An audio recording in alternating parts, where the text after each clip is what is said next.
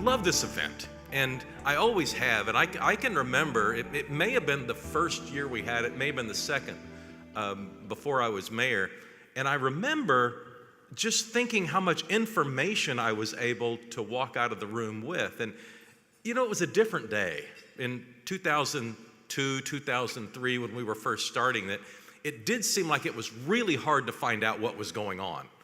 You know, we didn't have much of the social media that we have going on today. Communications weren't what they are today. The flip side of that is we didn't really have a whole lot going on back in 2002 and 2003 in these areas.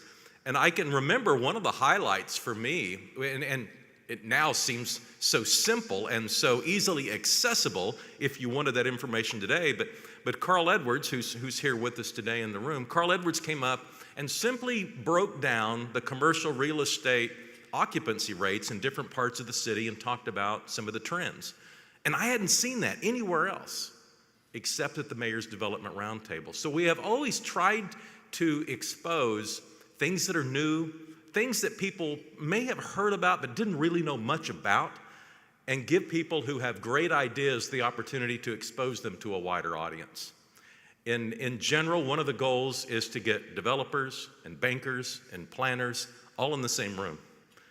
And I've always believed that perhaps the most productive aspect of this gathering is what takes place during the break in the outer room. When people see each other, when one idea is exchanged with another person, somebody needs some help and somebody else can provide it. That's really what this is. It's about connecting the people who can make things happen in Oklahoma City. And if you've been watching this city develop over the last 14, 15 years since the Development Roundtable started, you know that this city has come a long, long way. We are going to continue this year with what we call our 2020 Lightning Round.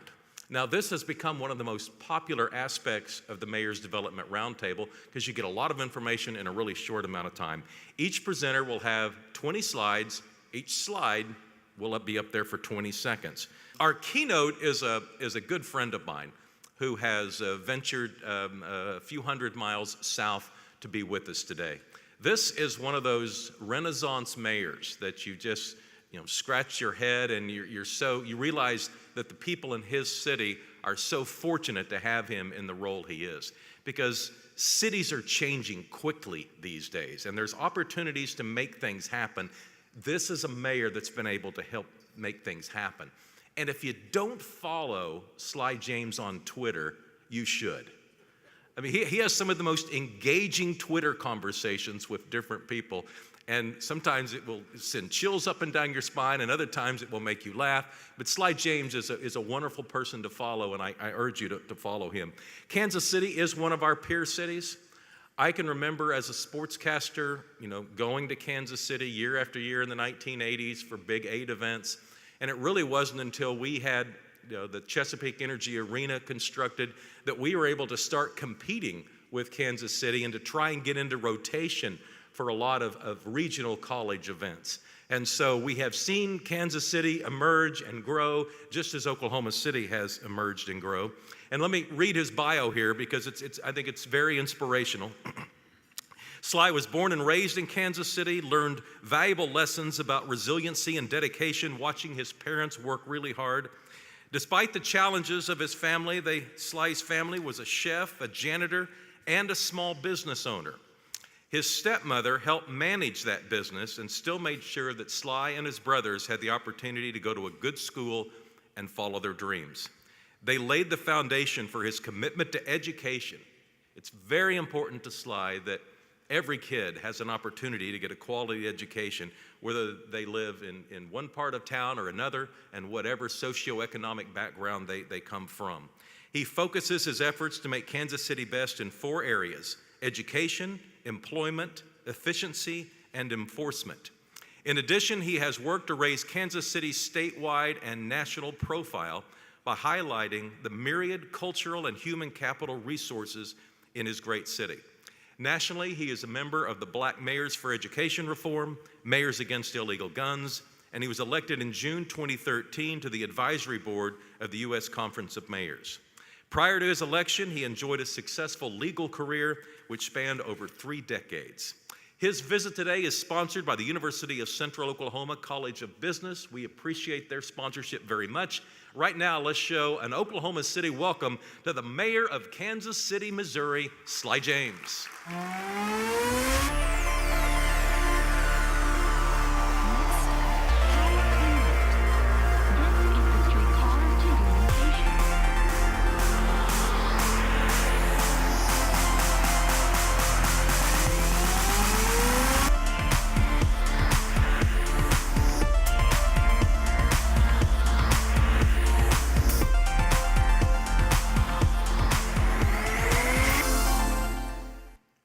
Good morning. No. You got to be in my church. We holler back. Good morning. Now we're cooking. All right. I want to thank the sponsors who got me here, put me up in 21C. Being there made me all that much more anxious for 21C to open up in Kansas City next year. I can't wait for it. I brought some of the penguins with me. They're out in the hallway turning around now. You saw one video, one of thousands of videos regarding our streetcar. So why did we pursue this in Kansas City? We realized that a strong urban and downtown corridor equals a strong city. And we needed to bring some modern infrastructure and transportation and amenities into the core of the city as younger people were considering moving to Kansas City and considering whether or not to live downtown. We recognize that the modern day currency of economic development isn't necessarily getting a company with smokestacks to leave one place and move to another, where you literally almost have to mortgage your entire future and a couple of people's children to get them to do that. The modern day currency of economic development is talent. Talent goes where they want to go and they create their own jobs. They don't go to a place to get a job and stay there like it used to be. When I started practicing law in 1983, the term was womb to tomb. You go to a firm, you stay there until you die. Kind of like that first LA Law episode where the managing partner was found in rigor mortis dead at his desk and they had to wheel him out in his chair. Don't work like that anymore. So rebooting a 21st century downtown can't be done, in our opinion, with a car-centric mindset. Modern day talent thinks very differently about issues of transportation and infrastructure and lifestyle. So we set about to change our perspective on what the city of the next 20, 30, 40 years should look like. So progress in the past 15 years resulted in a new downtown arena, the Sprint Center, one of the top 5 performing arenas in the world, a high-quality downtown market, and another one that may come online within the next year or so, new living spaces, and adding to an already vibrant arts and creative culture. Along with those improvements, we invested in our historic Union Station with a bi-state tax. Both Kansas and Missouri contributed tax money in order to bring back the Union Station. We invested in our river market area where there's a lot of housing and shops and food and farmers markets. And now the Union Station anchors the southern part of the downtown starter line and the river market anchors the northern part. And we benefited greatly in 2011 from Google's decision to select Kansas City, Missouri and Kansas City, Kansas, which by the way are 2 very different cities, but adjacent, as the winners of the contest to bring Google Fiber to your town from the 1,100 cities that actually participated in that process. That put us on the map with an audience that we were actively working to recruit and attract to Kansas City tech talent. We knew the potential for success and growth was ripe, and we needed to connect our downtown hubs with modern transit and quality transit. We looked at our area. We call the area of River Market, Crown Center, and the Plaza, the River Crown Plaza line, and we looked at them as simply nice pearls with no strings to attach them. The streetcar was going to be that string. We wanted a system that would connect the River Market to Crown Center, and ultimately Crown Center to the Plaza and to UMKC in a seamless way, and one that would be attractive to people to actually use. And we felt that the best place to start was by connecting the 2 pearls downtown. The timing was right, There was federal investment that was being made in transportation. We benefited from the Obama administration's vision of modern cities. We greatly benefited from a person that Mick and I know quite well, and that was Charlotte Mayor Anthony Fox, who abandoned us like a thief in the night, left a good core of mayors and went off to be the Secretary of Transportation. But you know what? That worked out pretty well for a lot of us in cities. He was also a very big proponent of streetcar, and it worked on his own streetcar issues down in Charlotte before he became Secretary of Transportation. But we didn't do all of this solely with the future in mind. We also looked to our past. Kansas City is really made for street rail. You may not know it, but in the last 75 years, and 75 years ago, we were the second largest streetcar network in the United States, only behind San Francisco. We connected all corners of the city. We tied together a diverse network of neighborhoods and shopping areas. So how did we do it?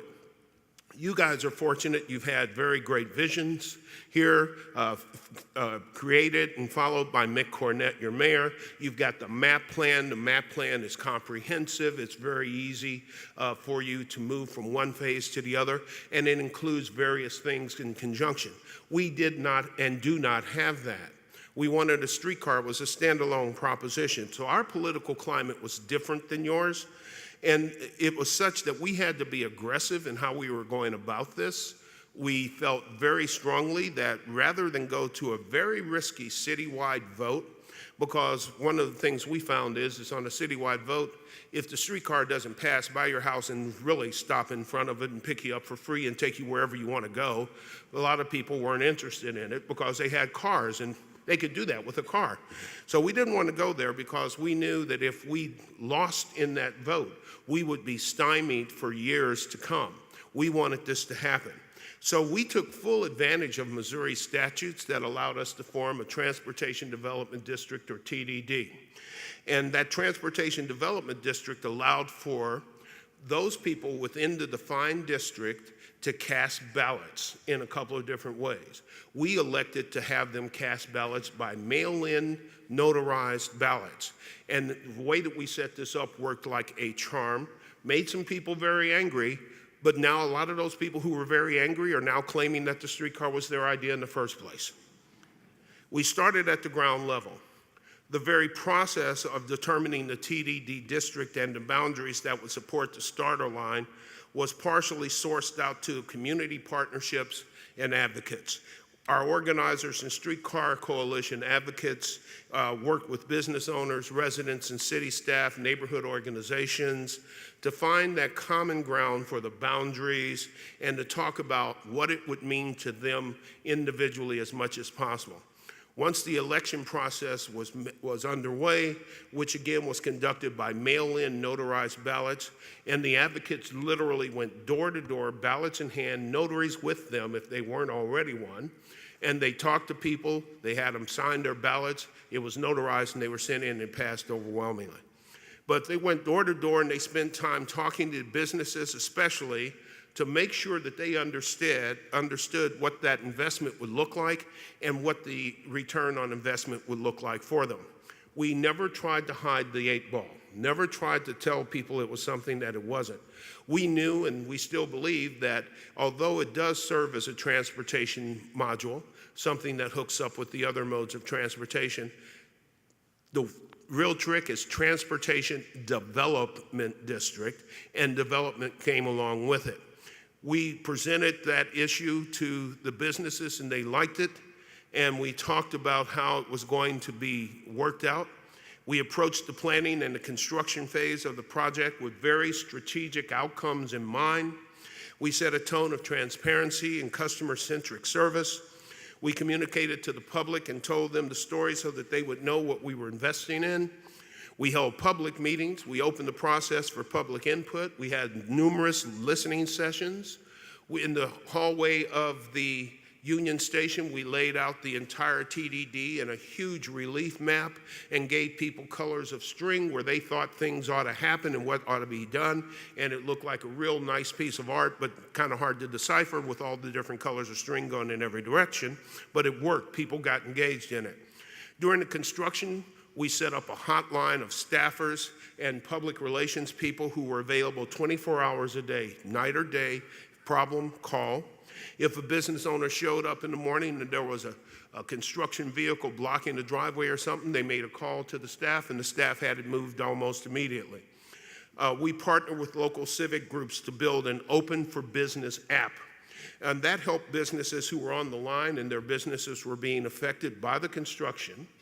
And it helped them to keep customers aware of what was going on, where they could park, how they could get there without disrupting the flow. We also held every Tuesday a Tuesday lunch bunch.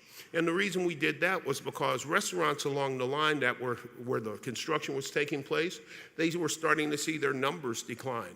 So we would pick those restaurants along the line where the construction was taking place. We would send out through the Open for Business app, through our social media, that everybody who possibly could should meet at this restaurant between these hours for lunch so that we could keep their revenues up. And that was very successful. Frankly, it turned into just a whole bunch of big parties. Transparency meant that we could maintain buy-in and excitement with everybody. We combined the track construction with water line replacement, laying fiber conduit, which saved dollars and time and upgrades. We wanted to make sure that we didn't build expensive track over old water lines and so have a water main blow up 3 days into it and have to dig the whole thing up. So we did all of that simultaneously. We worked with our utility companies. They came in and made their corrections and modernizations as well, and we did it all at the same time, so it was seamless. We had amazing partnerships we established with Sprint and Cisco, and we made the streetcar line the backbone of our smart and connected cities grid. We use technology. This is really something very cool. It's an open data platform in Kansas City, so we intake data through the grid and we push out information through that grid. We have sensors that control lights. We have sensors that talk about parking. We have an app that shows, based on those sensors, where it is. If a business wants to come into downtown and open a restaurant on a corner, they can access the data and find out how many people are standing on that corner at 6 o'clock on the evening on weekdays and weekends, and whether or not it makes sense for them, and all sorts of different stuff. We did all of that with kiosks that are big iPads, pushing out information, gathering in information, and in the process of doing that, we have sold the advertising so that the partners make money, and so does the city. We get payback on that. They're already positively cash flowing. But the real news is that this is information that any citizen walking up to any of the rail platforms or other places in downtown have access to all sorts of information. It provided a very innovative way for us to envision the downtown district and to, again, create that customer-centric experience in using the line. We took steps to eliminate ridiculous and sometimes antiquated parking regulations, but the main thing was to get rid of some old, bad zoning issues. And we faced a huge number of surface parking lots, and getting rid of some of the zoning issues allowed for some serious development to take place. We were able to entice developers from around the country and locally who came into town and looked at turning those parking lots into usable buildings and jobs, et cetera. So it's turned into housing, luxury housing, affordable housing, executive suite hotels, mixed-use developments, retails, offices, shops, all sorts of different things, and the parking lots are vanishing. One of the worst things in the world that I see sometimes downtown is a big open concrete space with grease stains on it where cars sit doing nothing. So we also did some other things that were crucial.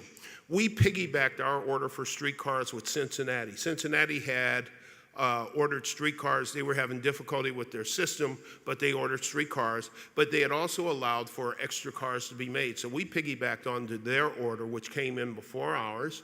And as a result, we got a lower bid price. We were able to move faster, and we were able to acquire those cars quicker than we normally would have. And it also substantially reduced our price. And we streamlined the deal in terms of, because of the terms of their contract, we simply adopted them and we established simply a new order based on their contract. There were some reasons that we were able to bring this project online in about less than 2 years of construction, a little more than 2 years of construction. We broke ground in 2014, and we hit substantial completion in 2015, and we opened the doors to the first riders on May 6th of 2016.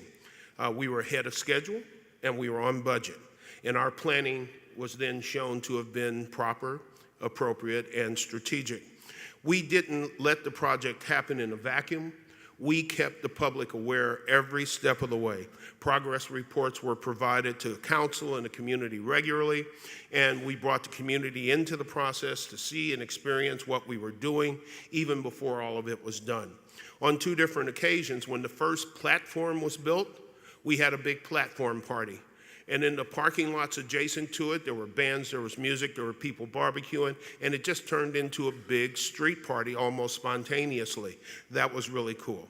We had a rail rally where one of our local entrepreneurs did a bunch of t-shirts where it said, "It's about to get rail." I thought it was a nice play on words. And people started just partying along the rail route somewhat spontaneously. We had happy hours at downtown locations, food, music, celebrations. 300 or 400 residents together enjoyed the progress and building excitement, would have parties in their living spaces. We held press conferences and events when the cars showed up and they were brought in and were unloading off of their flatbeds onto the rails, big parties for that, press conferences, etc.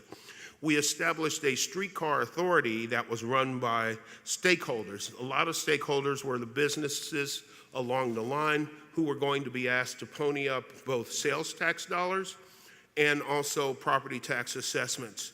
They wanted in, they wanted to have some voice in how this was done, so we set up the Streetcar Authority, and the Streetcar Authority still to this day runs and operates the streetcar and the services and has full control over it. So, what did we decide to do in terms of how do we measure success? From day one, we set out a clear set of measurements that would guide our decision-making and the streetcar's progress and success. Usage, operating reliability, safety, development and business success, and public perception. Now, as a city, the many partners that collaborated to make this work each day all understood that these were the principles that we would be measured by. And we worked very hard to achieve those things. And I'm here today because of the fact that we've had tremendous success. As in fact, this month, the TDD balloting process has already started and is underway for the second wave of streetcar development and expansion. The proposed expansion would extend from the south tip of Union Station now to further south to the plaza, and then make a short bend and go up to the university and stop at the Whole Paychecks food store. Whole Foods, for those of you who don't spend your whole paychecks. Since voter approval in 2012, we've had $2.1 billion of new development that's taken place in the TDD. A lot of it has been housing. We went from, when I moved my office from the plaza to downtown at 8th and Broadway in 2002, it was so dead that I made a bet with some friends that at 6:30 in the evening, on an evening they could pick, I could literally run across 4 lanes of traffic on Broadway naked and nobody would know. There's never been a picture of me doing that, so I won. Can't do that today at all. Initially, we heard from developers that the streetcar coming was the reason that they had an interest in doing things. But these days, the streetcar is the reason why we're making deals with developers that don't include incentives. We've cut down the need for incentives tremendously by bringing this amenity because they're going to make their money back a different way. We had a survey of business owners along the streetcar line conducted this past winter. 80% of those businesses reported an increase in foot traffic since the line opened. 80% of those businesses reported an increase in revenue since it opened. 40% of those businesses reported hiring more people as a direct result. Sales tax collection in the TDD is up 58% versus 16% across the rest of the city. The smart and connected city integration I mentioned has been a key component of the line's success. It is in and of itself a kind of an attraction. Wireless kiosks adjacent to the stops and elsewhere downtown offer video, advertisements, events, maps, information. You can summon help, you can ask questions, you can make reservations for hotels or restaurants using the kiosk at the streetcar stops and other kiosks. We even found a way to make those investments in the kiosks pay off and cash flow to the city, and that's certainly been something. We are planning to expand that smart city connectivity and kiosks to other parts of the city along our Prospect Max line. Wireless, we have all the kiosks access wireless hotspots, and they've now connected to create the largest area of free Wi-Fi in the world with over 50 square blocks. This year, the second largest was in Barcelona with 30. Just this past weekend, we celebrated the streetcar's first birthday, and the morning prior to the party, we hit 2 million rides in 1 year. Never done by any starting streetcar line in the country ever. Daily rides have exceeded even our most optimistic expectations and projections. Now we have nearly 7,500 rides per weekend day and 5,500 rides on a weekday day. We've extended Sunday night service. We've had only minor incidents regarding safety where some bozo slams into the side of the car and claims that the streetcar ran the light. Of course, he doesn't realize there's cameras all over the thing, and we had him on video running the light, but that's okay. We have public support for expanding the line. Garth Brooks was in town this last weekend, Cinco de Mayo this last weekend, First Friday this last Friday. We had a music festival downtown. The Kaufman Center had a play and a concert, and we started First Friday that same day. 40,000 rides in that one weekend, and the streetcar was down for 3 hours because of a mechanical issue. One of the best parts, the rides were free, they remain free, and they will be free.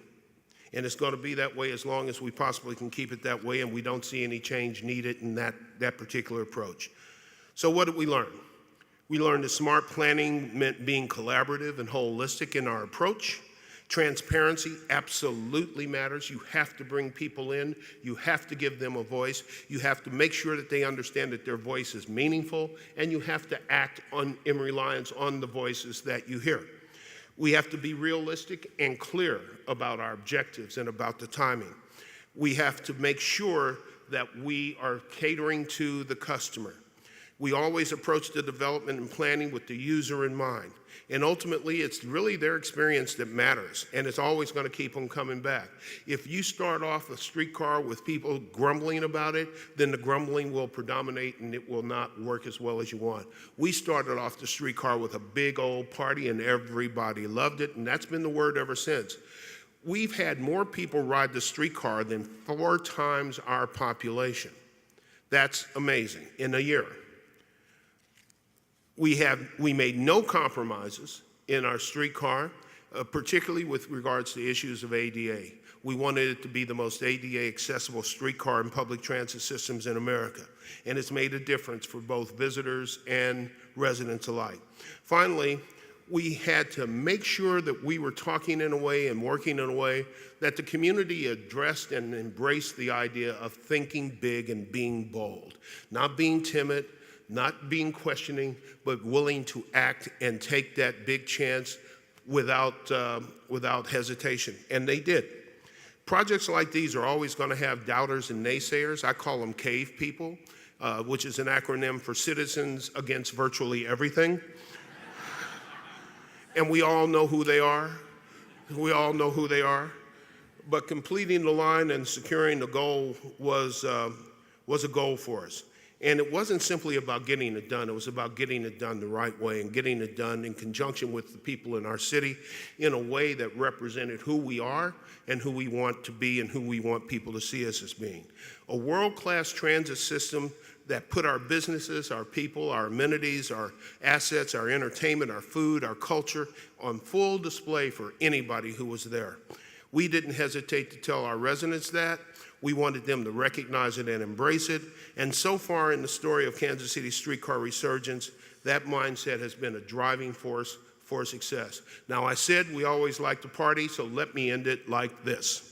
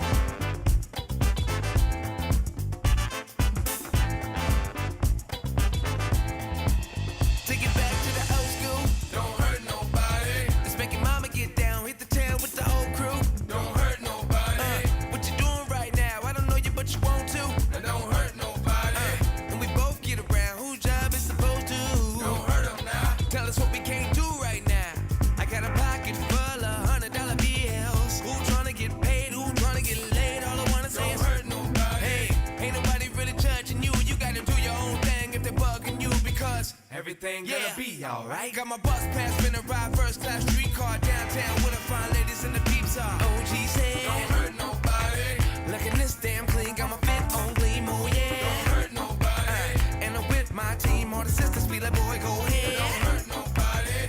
Getting hot in here, wipe the sweat off of my forehead. Don't hurt them now. Let me show you what I'm about to do, cause I'm about to hit the town tonight. Oh, we're about to get down tonight. Hit the town tonight. Get down tonight. Hit the town tonight. Oh, we're about to get down tonight. Hit the town tonight. Oh, we're about to get down tonight. How we gon' get around when we get on down? Man, I gotta make a move, time to get downtown. Hit the streetcar, then I'ma hit uptown. Cause I gotta get this money, then I sit on down. Cause tonight I'm finna have me a good old time. Spend a couple dollars on this good old time. Hit my mama crib for some good old food. Thank you very much.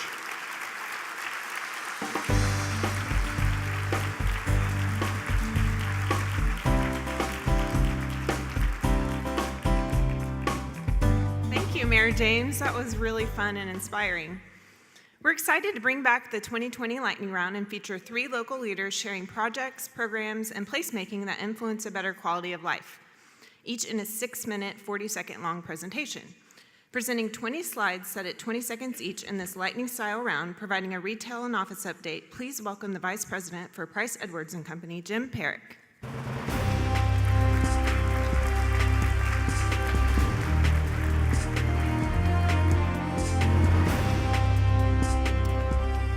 In the retail world, all you're hearing now is bad news. Lots of headlines like these. I'm not a believer in the retail apocalypse, but I am a believer that retail is always changing and changing more rapidly than it ever has before. In a bad year, we'll close 7,000 stores nationally. There may be 7,000 stores that close this year, but in a good year, 4,000 stores close. If you look at this list of retailers that are closing stores, do you really want to buy anything from them? There are lots of reasons that retailers are closing stores, including competition from the internet. But at the end of the day, retailers still have to sell something you want in a way that you want it. Don't get me wrong, the internet is a big influence, but sometimes retailers are their own worst enemy. So let's get some perspective on the internet. Internet sales were 9% of total sales last year, and as this slide shows, it varies greatly by category. One of the internet's primary influences is in consumer expectations, particularly as it relates to price, convenience, and styles. Expect the internet and brick and mortar to continue to morph together. Retailers are doing in-store pickup of internet orders. They're using brick and mortar stores as distribution points. Internet-only companies are opening brick and mortar stores. Retailers are using internet kiosks, push marketing technology, and big data.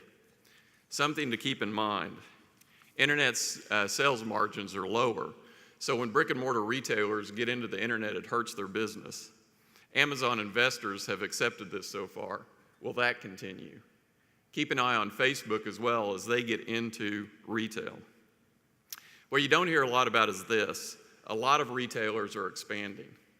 TJ Maxx, Ross, and Nordstrom Rack will open as many stores this year as JCPenney, Sears, and Gordman's close.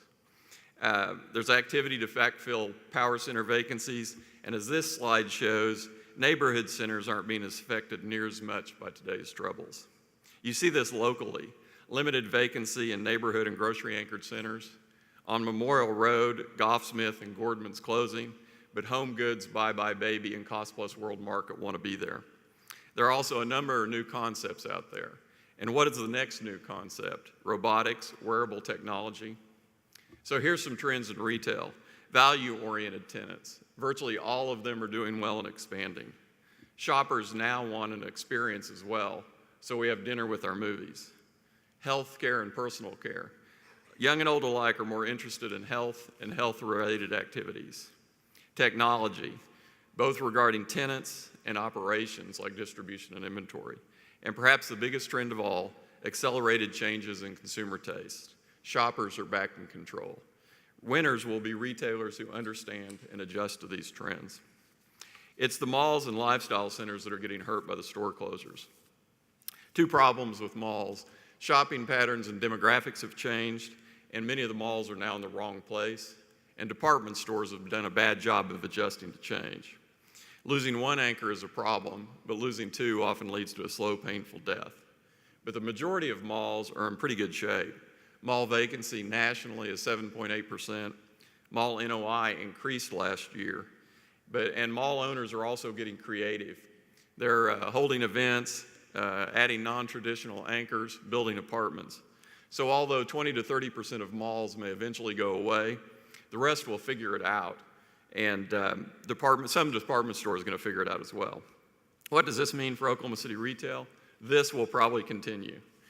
Retail is going through a period of stress that will last a couple of years. 2017 will be a down year, not a bad year. It will be characterized by uneven performance with store closures continuing, but many of them being backfilled. So let's talk about the office market.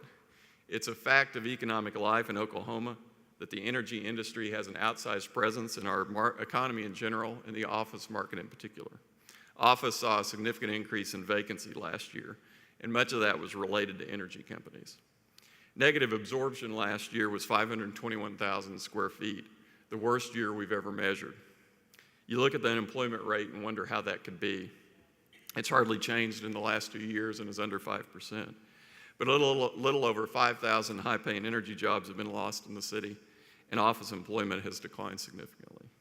If that's not bad enough, those numbers don't include the amount of available space for sublease. In the first quarter, we did some analysis that puts the true vacancy at 22%, and that number doesn't include underutilized space. Add to that, there will be several large blocks of space coming on the market in 2017, including about 500,000 square feet of the BOK Parkside Plaza, nearly 200,000 square feet of the Sandridge headquarters, and perhaps the Sandridge Parkside building. So you're probably wondering why I said 2016 was the bottom. The answer to that is activity. We are beginning to see a recovery in demand. The activity is fairly broad-based, but two sectors are worth noting: healthcare and, even more encouraging, energy.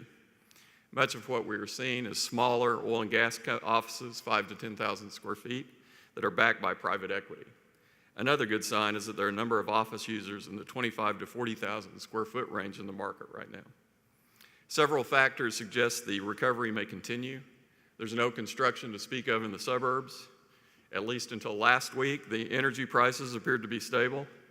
And perhaps the best news of all, rates have held up pretty well. It had also been thought that Chesapeake might lease out part of their corporate campus, but it appears that they will keep those buildings for internal expansion, which is good. This is my favorite slide. In talking with Kurt Foreman at the Chamber, he'd tell you that they're working with nearly 50 companies about relocating or expanding in Oklahoma City. That is the highest number since he's been with the Chamber. So although vacancy rates are increasing a little bit this year, the market is on its way back. My wife tells me that I can be a little negative, and while that is probably true, we are never going to escape the market swings like we're going through right now. Keep in mind that the overall direction of the city is overwhelmingly positive, so consequently the long-term outlook for real estate is strong. In the meantime, there's always opportunity in a down market.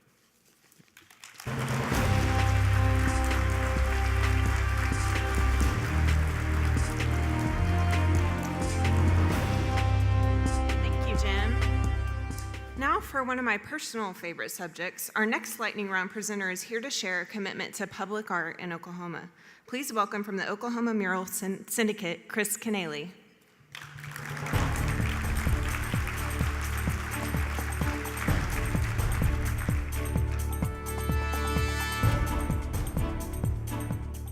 Hello, my name is Chris Canale. I am an artist and muralist here in Oklahoma City, and I am also the president of the Oklahoma Mural Syndicate, a 501c3 dedicated to the creation and advocacy of public art here in Oklahoma. I'm going to tell you a little story about how a small idea can have a huge impact. We started out of a need to fund the Plaza Walls, which is a rotating outdoor mural gallery in the Plaza District. Before all of this, in late 2015, we approached Steve Mason about painting in the alley of one of his properties in the district. The alley was a typical alley. It was dark and scary, and no one had any real reason to walk through it. At first, we were just thinking of using it as a place for ourselves, but we continued to brainstorm, and we realized this alley could be transformed into a large outdoor gallery. Through collaboration with Mason Realty investors, we started to imagine all the possibilities. We started with a couple goals. We wanted to create an easy way for artists to paint murals, and we wanted to increase public art here in Oklahoma City. We saw the possibility to establish the first mural district in the state. Now, as with any mural project within the city limits, you need to apply for the necessary permits. So we took our idea to Robbie Kinzel at the Office of Arts and Cultural Affairs, and with her mentorship, we presented a plan to the Arts Commission and Urban Design Commission. We received permits for a one-year pilot program. Now, the Plaza Walls is unlike any other mural project in the city, as it allows for artists to spontaneously paint the same day they seek approval. When applying for the permits, we requested curatorial control to enable this spontaneous process, along with a few guidelines like nothing racist, sexist, or offensive, of course. This allows for not only traveling artists or muralists to leave their mark on our city, but most importantly, it allows for a streamlined opportunity for our community to express themselves artistically. It's also important to note that this is the only outlet for legal permitted graffiti art in the city limits. So, we launched the project at the Plaza District Festival in September of 2015 with only 3 artists in our first year. And in our first year, we played host to over 50 murals by over 40 artists. A fun fact is our outdoor gallery is longer than a football field. Our first large public-facing wall was at 16th and Indiana Avenue. It is 64 feet long and 15 feet high, so it takes a lot of effort and money to paint. We found corporate sponsors to fund a monthly rotation of murals by providing a sponsorship recognition area for all to see. With our gracious sponsorships, we have painted 11 64-foot-long murals on the Indiana Avenue wall. And in 2016, we kicked off the inaugural Mural Expo with 20 artists who painted 20 murals in one day. That was during our one-year anniversary at the Plaza District Festival. We took our success back to the Arts and Urban Design Commissions, and we received a 3-year extension with an expansion of the project to several more properties in the district, which included 2 more large public-facing walls. To date, the project has raised over $18,000 for the artists, and we've simultaneously created an easy, affordable opportunity for corporations to be recognized for their love and support of public art in Oklahoma. It has become one of the top tourist attractions in the Plaza District, and as you can see, it's a total haven for cute photography. Thanks to Steve Mason and our team of artists, we've activated an entire alley that now hosts 3 storefronts and provides attractions to encourage walkability. We literally transformed a scary alley into a gallery, and we now have a communal courtyard where all types of events can happen. Through much assistance from the Plaza District and its director, Kayla Lewis, the Plaza Walls has had a profound impact on the community. We've won Best Public Art Mural by the Oklahoma Gazette. We were a finalist for Outstanding Community Building Effort by the Urban Land Institute, and we've even been tweeted by our lovely mayor. With our success, the Oklahoma Mural Syndicate has been engaged by several other communities, like Capitol Hill, East Main Street of Norman, and most notably, Miami, Oklahoma, where we recently partnered with the Arts and Humanities Council to create murals right off of Route 66.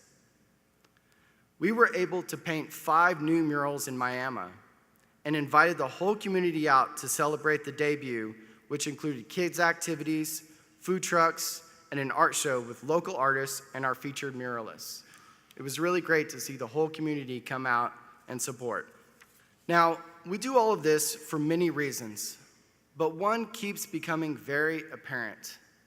Art unites us all.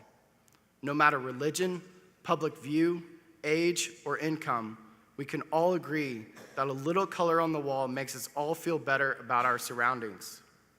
Plus, murals have a high return on their investment for tourism. What an amazing ripple effect one request has had on our community, all because we wanted to legally spray paint in an alley. That one request has led to over 80 murals in 3 different cities. And we now have a nonprofit solely dedicated to public art in Oklahoma. We have many, many plans coming up. We have the Mural Hop, which is a beer tasting fundraiser June 3rd, with music, live art, and of course, lots of beer. All proceeds will go to Plaza Walls, and you can purchase your tickets at, you guessed it, plazawalls.org. And speaking of our website, we need donations, and we need corporate sponsors. It's a perfect opportunity for corporations to get recognized for their love of public art. Also, individuals can donate any amount. Together, we can make murals happen. Thank you, Mayor Cornett, and all of Oklahoma City for this opportunity and your ongoing support.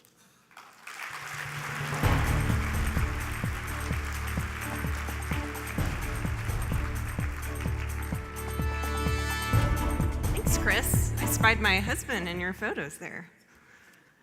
So now we've had art, and now another subject that I really love. Our next lightning round presenter is from Stone Cloud Brewing Company and will discuss the rise of microbreweries. Please welcome Joel Irby.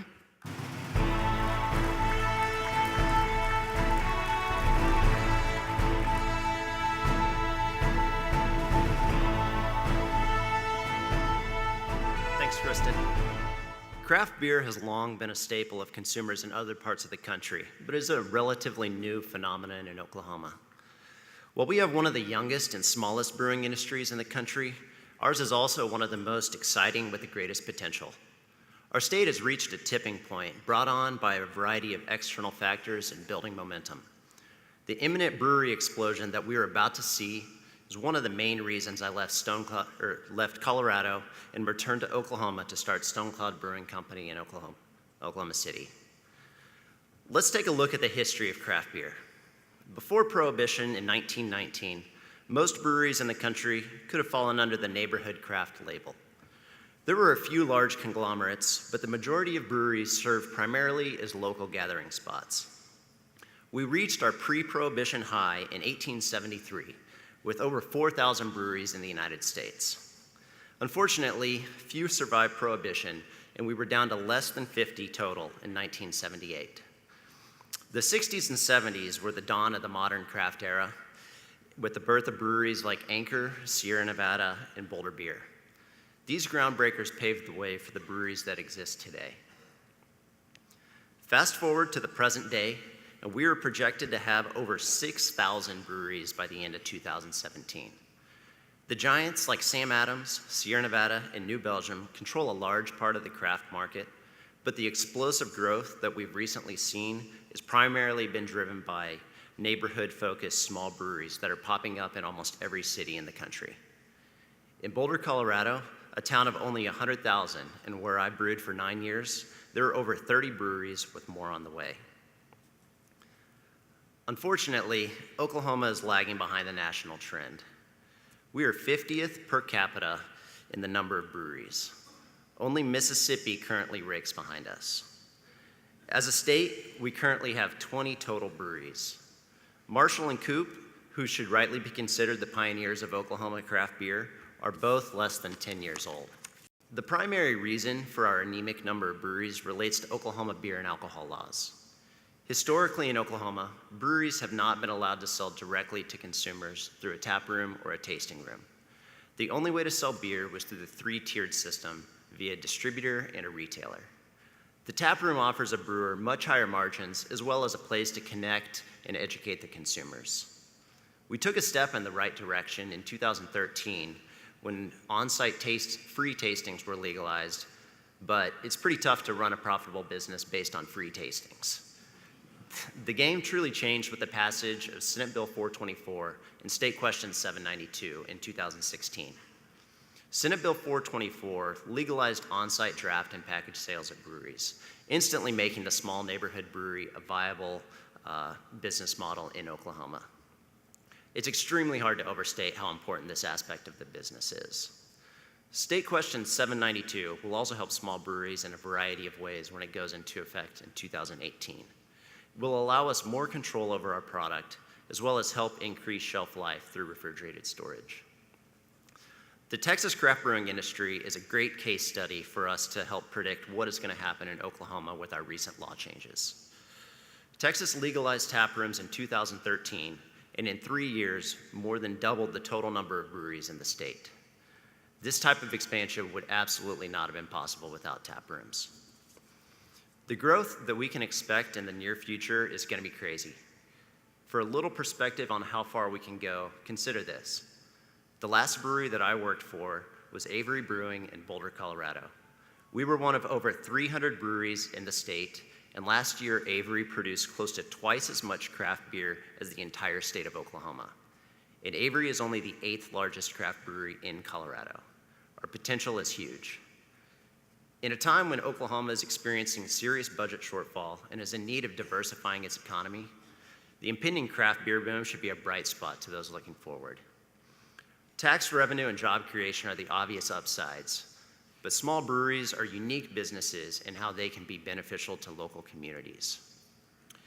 What makes breweries different from most manufacturers goes back to the tap room as a community gathering spot. We aren't just making a product to sell off-site. We've created a space where friends and family can come together and meet up and enjoy each other's company. We want to be part of the community at its most personal level. And this is a picture of our building before we renovated it. Breweries have long had a history of being early movers into what have traditionally been blighted areas in cities. There's a certain adventurous spirit at most breweries, and obviously the need for relatively cheap industrial space doesn't hurt either. Denver's a prime example of a city which has had its revitalization driven directly by breweries. Areas that 5 years ago were legitimately dangerous to be in have been completely turned around by a visionary brewery. At Stone Cloud, we've tried to continue that tradition with our choice of building and location. We want to be part of the driving force behind the change in our city. We are extremely fortunate to have partnered with Pivot Project to help bring the old Sunshine Laundry Cleaner building back to life. The first time I entered the building, there was more tetanus and trees inside than electricity and plumbing. The walls and trusses were essentially the only salvageable parts of the building. But through a huge collaborative effort, it's been brought back to life, and we believe it'll help drive revitalization on the west side of downtown. Currently, there are at least 4 other breweries in our immediate area that are committed to or seriously considering a project similar to ours. Buildings and blocks that have been neglected for too long now have new hope. Craft breweries are catching fire in Oklahoma, and we can't wait to be a part of it. Thank you.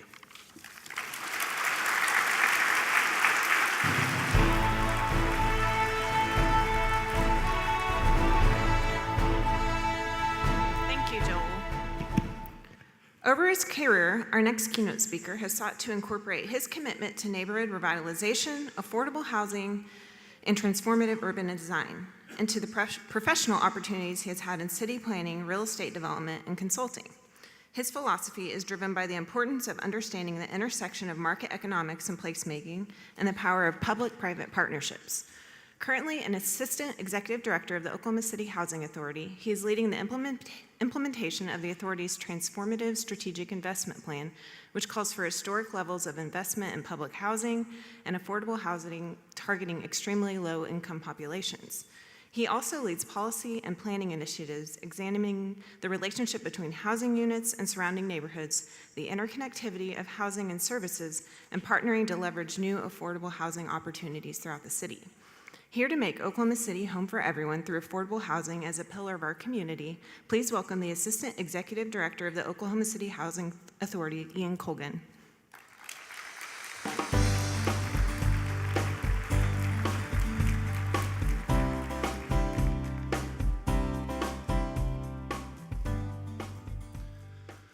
A couple of weeks ago, an Atlantic City Lab article citing a report by the Urban Institute declared that every U.S. county has an affordable housing crisis. Seems bad. But what does that mean, an affordable housing crisis? Furthermore, what does affordable housing mean? It is rare that a term can be so descriptive, yet so misunderstood at the same time. Over time, the image of affordable housing has shifted from the simple definition of a home that is affordable to that of the projects, low quality, undesirable, ugly apartments that house only those with the lowest incomes.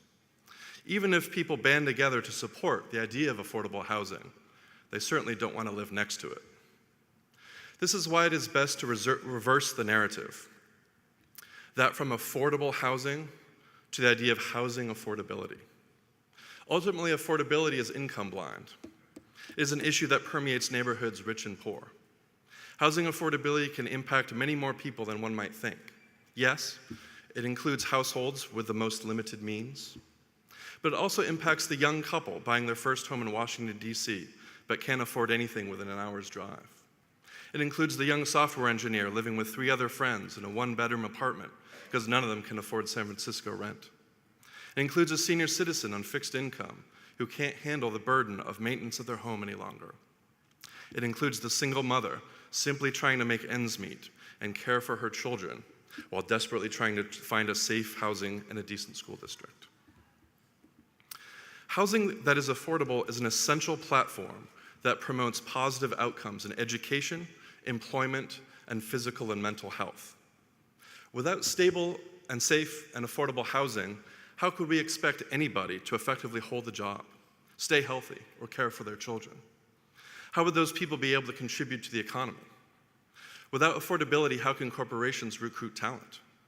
Housing is a linchpin to society, and it's crucial to be vigilant to ensure that a city can offer affordability to as many people as possible, because once it becomes a problem, it is extremely difficult to fix, as most large cities in this country are currently finding out. It is no secret that Oklahoma City is known as an affordable city to live in. For those who don't know, there are a sufficient number of omnipresent best of lists written by national press declaring the city anything from the most affordable place to live for homeowners or one of the best big cities with cheap rent. Indeed, as the city has experienced this renaissance, affordability has been one of its key strengths. This was recognized recently by a study that declared Oklahoma City one of only 3 cities in the entire country that excelled in affordability, economic strength, and quality of life. Where many aged industrial cities have been unable to overcome the stigma of low-cost housing, Oklahoma City has used it to its advantage. When we look at where the city stands nationally, we see why it's considered affordable. Of the 50 largest cities in the country, we have the 43rd most expensive rent and the 32nd most expensive median home value. Affordable indeed. However, we need to turn the page a little bit and look at something that might not be as readily apparent, and that is the increasing housing costs we've experienced over the last decade. Ranked 43rd in the country for median rent, Oklahoma City has ranked 16th in growth in rent from 2000 to 2015. Every city ahead of Oklahoma City is found on the east or west coasts, meaning Oklahoma City is the fastest growing city in the South, Midwest, or Interior West in the entire country for rent. The same is true for home value. Only Austin and Fort Worth outpaced Oklahoma City for the increase of home value over that same amount of time.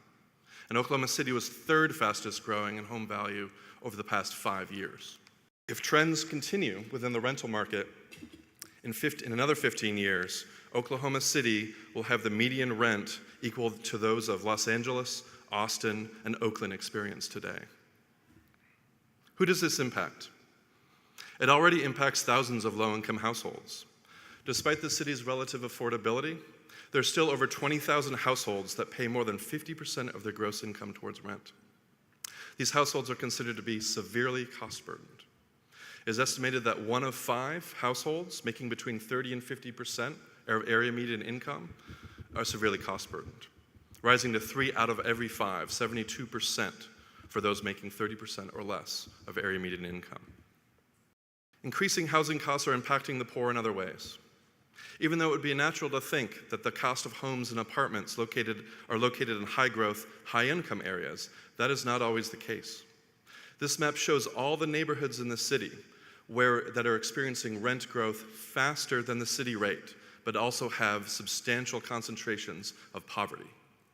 The combination of increasing housing costs and high concentrations of poverty is clearly a worrisome trend in the area of housing affordability. But it is not just the lowest incomes at risk. Over the last 5 years alone, median home value increased by 11%, and median rent increased by 16%. Over the same time, median household income only grew by 1%, and per capita income decreased by 3%. Stagnant income and growing housing costs will only mean that if issues of affordability will begin to affect higher income brackets. Let us take a moment and put a face on the people that are most at risk currently. They are numerous, but include many jobs we heavily rely on locally, including restaurant servers, cashiers, retail workers, cooks, fast food workers, all of whom form the backbone of a retail industry that supports our municipal operations. They also include people who we entrust with our children and health, such as nursing assistants, teachers' assistants, and childcare workers. As previously mentioned, stagnant incomes will result in affordability issues among higher income levels. This is the very problem that other cities around the country are experiencing currently. They're losing affordability to those that provide essential services, those in safety, education, and healthcare. When ranked nationally, Oklahoma City is very affordable to households that fall in what's called workforce and low-income categories. For those making 80 to 120% of area median income, Oklahoma City is 109 units for every 100 households falling in those income. It ranks 4th in the country. 8th in the country, as in top in the country, for the amount of units available for those between 50 and 80%. But when we fall into the lower categories, Oklahoma City, not only does the amount of units that Oklahoma City provides for those households fall, but its ranking falls. 21st for very low income residents and extremely low income, which means not only do we supply fewer housing units for those households, 20 other cities, larger cities, Boston, New York City, Baltimore, provide more housing units for those most in need than we do. What housing does exist for these populations is not distributed equally within the community. The city's long-term inventory of subsidized housing, indicated by purple dots, is predominantly located in areas with low income, high poverty, and limited school choice. In essence, while we are a very affordable city for many people, Oklahoma City is falling behind in its ability to house its most vulnerable. And rising housing costs and stagnant incomes will only make this issue more pressing in the near future. These pressures on housing affordability come at a time when resources to help solve the problem are few and far between. All of the traditional sources of assistance for affordable housing are either difficult to access or are being substantially reduced. Two of the more well-known programs that have strong local control are the Community Development Block Grant and Home Funds. These funds are used to build affordable housing units, supply infrastructure to support revitalization, and build community-focused amenities in high-poverty areas. Both have seen sharp reductions in the past 15 years, 32% and 45% respectively. Not only are these funds becoming ever more scarce, but the president's initial budget for 2017 zeroed out these programs completely, leaving the mere existence of these programs in question in the future. Public housing is an often maligned and ignored source of affordable housing, but over 2 million households nationwide rely upon public housing for safe, affordable housing. Despite the desperate need for public housing, Congress has systemically reduced the funding necessary to upkeep properties, leading to a $30 billion backlog in deferred capital needs across the country. Locally, the Oklahoma City Housing Authority's capital funds, which are used to repair and maintain its properties, have been reduced by 49% in the past 15 years, leaving only $1 of funding available to fix $18 of capital need and repair. For those in the multifamily business, imagine if you only had 1/20th of the funds needed to maintain your property portfolio, but were also precluded from leveraging any other funds or financing to make up that difference. That is the face of public housing today. The low-income housing tax credit has been far and away the most successful affordable housing program in the country, resulting in the vast majority of affordable housing units built since 1986. However, Oklahoma City is far behind its peers in utilizing this program. Between 2000 and 2014, cities like Indianapolis, Milwaukee, Memphis, and Kansas City built between 20 to 33 tax credit units for every 100 severely cost-burdened households. Oklahoma City built 5 units per 100 households, half that of the next one, Nashville. Oklahoma has a state version of this credit called the Affordable Housing Tax Credit, and that's used to supplement projects that seek out the federal program of low-income housing tax credits. A 2015 housing needs assessment conducted by the state quantified the affordable housing need, with Oklahoma, Cleveland, and Tulsa counties displaying the highest level of need in terms of total people. Ironically, according to the rules established for the Affordable Housing Tax Credit program, these are the same counties which are precluded from accessing those funds. These reductions or ongoing hurdles exist at a time when the majority of federal housing expenditures continue to go not to low-income households, but instead to market-rate homeowners. The mortgage interest deduction, combined with a real estate tax deduction, far exceeds any subsidy or investment for low-income households. For the federal investment for people making $50,000 or less, it's $38 billion. Total investment more is over $100 billion. The market currently is skewed heavily towards homeownership, market rate homeownership, and it does not appear to be going anywhere anytime soon. So where do we go from here? The answer is not a simple one, but a strategy is needed before Oklahoma City falls victim to an affordability problem that has impacted virtually every city in the nation. First, let me give you an overview of what the Oklahoma City Housing Authority is doing in response to the situation. The authority, which directly or indirectly provides housing for over 7,000 families in the city, recently adopted a 10-year strategic investment plan to combat declining federal funds in many different areas, including Section 8, public housing capital funds, and public housing operating funds, all of which has reached a level that makes managing our housing portfolio of 3,100 units virtually impossible. The strategic investment plan aims to redevelop or rehabilitate over 1,000 units of public housing and add hundreds of more units for specialized populations and opportunities for mixed-income neighborhoods. These 1,000 units represent 75% of our deferred capital needs and maintenance needs, and will allow the authority the ability to stabilize its portfolio while creating high-quality housing that can better integrate into the community. Our first 2 projects are already underway. Through our nonprofit development corporation, the Community Enhancement Corporation, we are seeking to self-develop most or all of these projects. The renovation of our Sooner Haven property located at 36 and Lottie is slated for 2018. The project will provide updated housing, landscaping, and site design for 150 families, We hope the renovated property, together with the recently renovated shopping center at 36 and Kelly, will combine to assist in a transformation of this part of northeast Oklahoma City. This summer, we expect to begin construction on the John H. Johnson Care Suites, 130 units of affordable assisted living. Currently, there are only 90 units of this type of product in existence in the city, but it serves an enormous need for elderly who need assistance with the activities of daily life and can't live independently. Currently, their only option is to pay market rates for assisted living, as much as $3,000 to $4,000 a month, or go straight to a nursing home because that is all that Medicaid will pay for. Every year, hundreds of low-income seniors are housed in nursing homes when they actually need assisted living, an option cheaper both to the resident as well as to the state of Oklahoma. Future projects will incorporate neighborhood building principles laid out through well-established lessons learned through smart growth, new urbanism, and past public housing programs like Hope 6, which helped revitalize public housing all across the country in the last 20 years. Hopefully, as we move through these projects, I will have more to share later. From a policy perspective, I want to discuss two areas of potential focus, which work hand in hand to generate effective and widespread housing affordability.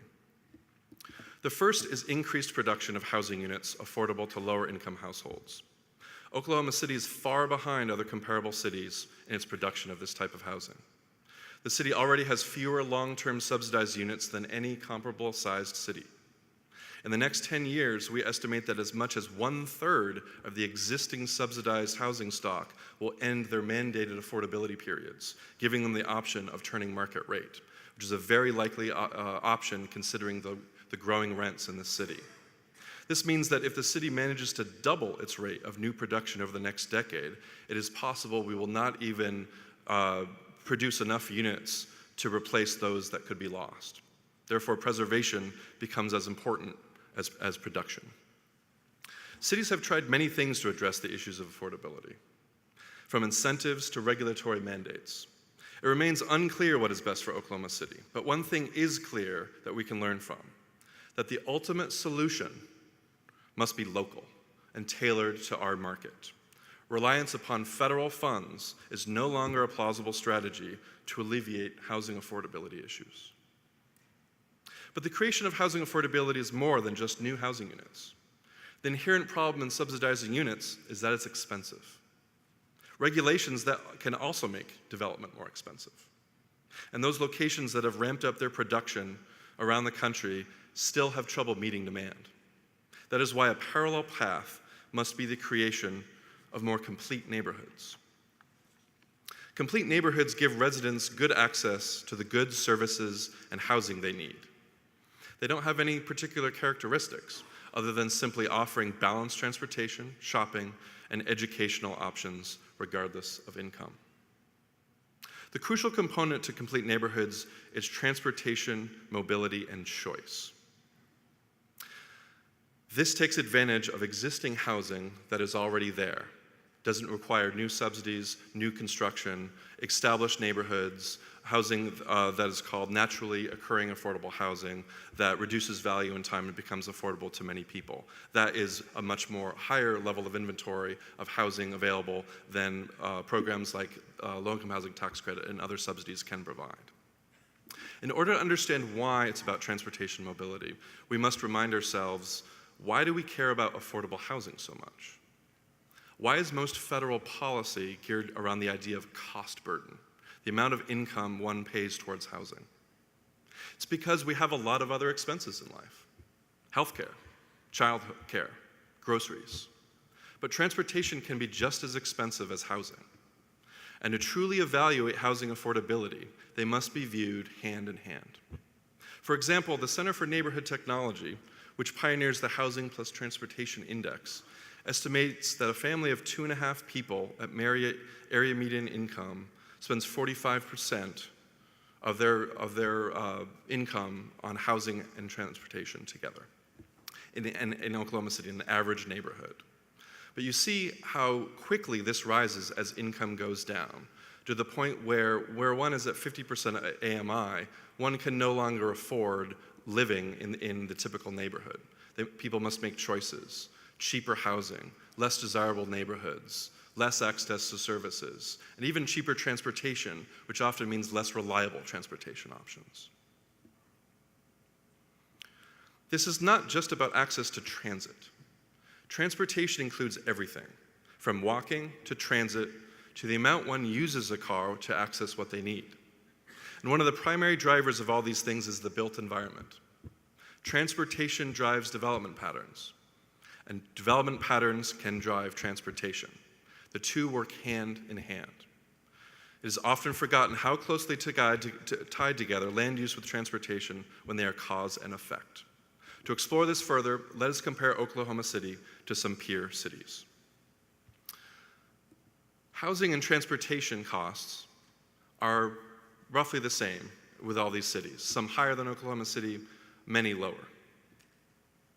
Of note, however, is that many of these peer cities, many of the people in these cities drive less. For whatever reason, it's generally an analysis of how close services are, how far one has to drive to work, how far one has to drive to the grocery store. It's still substantially high, around the national average of 20 to 22,000 miles per year, but it's less than Oklahoma City. What we also want to look at is the amount of compact neighborhoods our peer cities have. Some are just above us. Many offer many more options to walk, bike, and access core goods and services without the need for a car, or at least a very short car trip. And as a result, almost all of our peer cities slightly beat us in the amount of transportation costs, and many together between housing and transportation are more affordable. Let's look at the next tier of cities, slightly larger, but which have developed in a more dense fashion over the past 20 years. Denver, Portland, Minneapolis, Seattle, and Austin. Oklahoma City is not comparable to these cities now, but at current growth rates, 15, 20, 30 years, we will be. Obvious right off the bat is a substantial difference in miles driven, since each of these cities have a much more balanced transportation alternatives. Compact, walkable neighborhoods are also much more prevalent. These transportation alternatives and compact built environment combine to deliver substantial differences in average transportation costs from Oklahoma City. And as a result, all of these cities, when you consider housing and transportation costs, are actually cheaper to live in than Oklahoma City, given average rents, average neighborhoods. Obviously, that changes based on the type of neighborhood you live in and your own personal commuting patterns. But on average, studying the average household within these areas, the ability to leverage transportation infrastructure and choice allows them to be as affordable, if not more affordable, than many areas of Oklahoma City. Fortunately, the blueprint for more robust transportation choices and a more sustainable built environment already exists. They're embodied in the recently adopted Comprehensive Plan for Oklahoma City. For those of you who care about housing affordability, I urge you not only to explore the various strategies to increase production and preservation of housing for lower income individuals and households, but also study how the city's adopted comprehensive plan can be a guide to more sustainable affordability across the city. Oklahoma City has done an amazing job transforming itself into a home where people can enjoy a decent job, an affordable home, and good quality of life that only gets better. The last thing we want is to have something threaten our momentum. I believe that one of these things is a looming housing affordability problem. We cannot sustain our momentum in the face of rising housing costs and not experience problems in the near future. But the good news is that through this issue, we have an opportunity. If we recognize and act on this, we'll be one of the few cities in the country that manages to catch the issue before it becomes a crisis. We can get ahead of this problem. Past creativity in getting to where we are now can be harnessed to address housing affordability. Every one of you in this room has played at least some small part in Oklahoma City's renaissance, and I am confident that if we can band together, a strategy can be found. Alex Garvin writes that greatness in cities is not just about the most beautiful, convenient, or well-managed city. It is about what people who shape cities can do to make a city great. Ultimately, great cities should not be defined by the amount of commerce transacted. the number of skyscrapers or museums built, but through how its people interact with each other, how neighborhoods ebb and flow with activity and opportunity, how we can age gracefully and well, and how economic mobility is increased for those with the least means and with the most limited opportunities. If we can agree on these principles, then Oklahoma City can continue its path towards greatness. Thank you.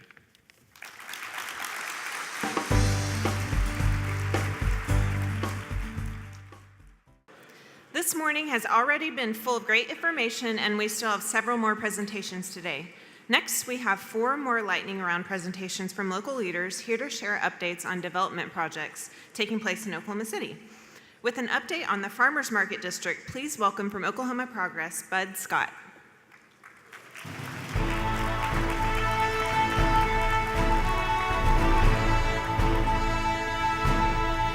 Thank you, Kristen. Thank you, Mayor Cornett, committee, for giving me the opportunity to come up here and speak about a project that's near and dear to my heart. It's both one of my favorite clients and favorite projects. It's also one of the biggest curses that I have to deal with as well, as I'm sure most developers would understand. So the Farmers Market project I've been involved with since 2013, primarily as an attorney at first, largely coming from the American Indian development background, and then was brought down to work with Bert and Jody McAnally at the Farmers Market.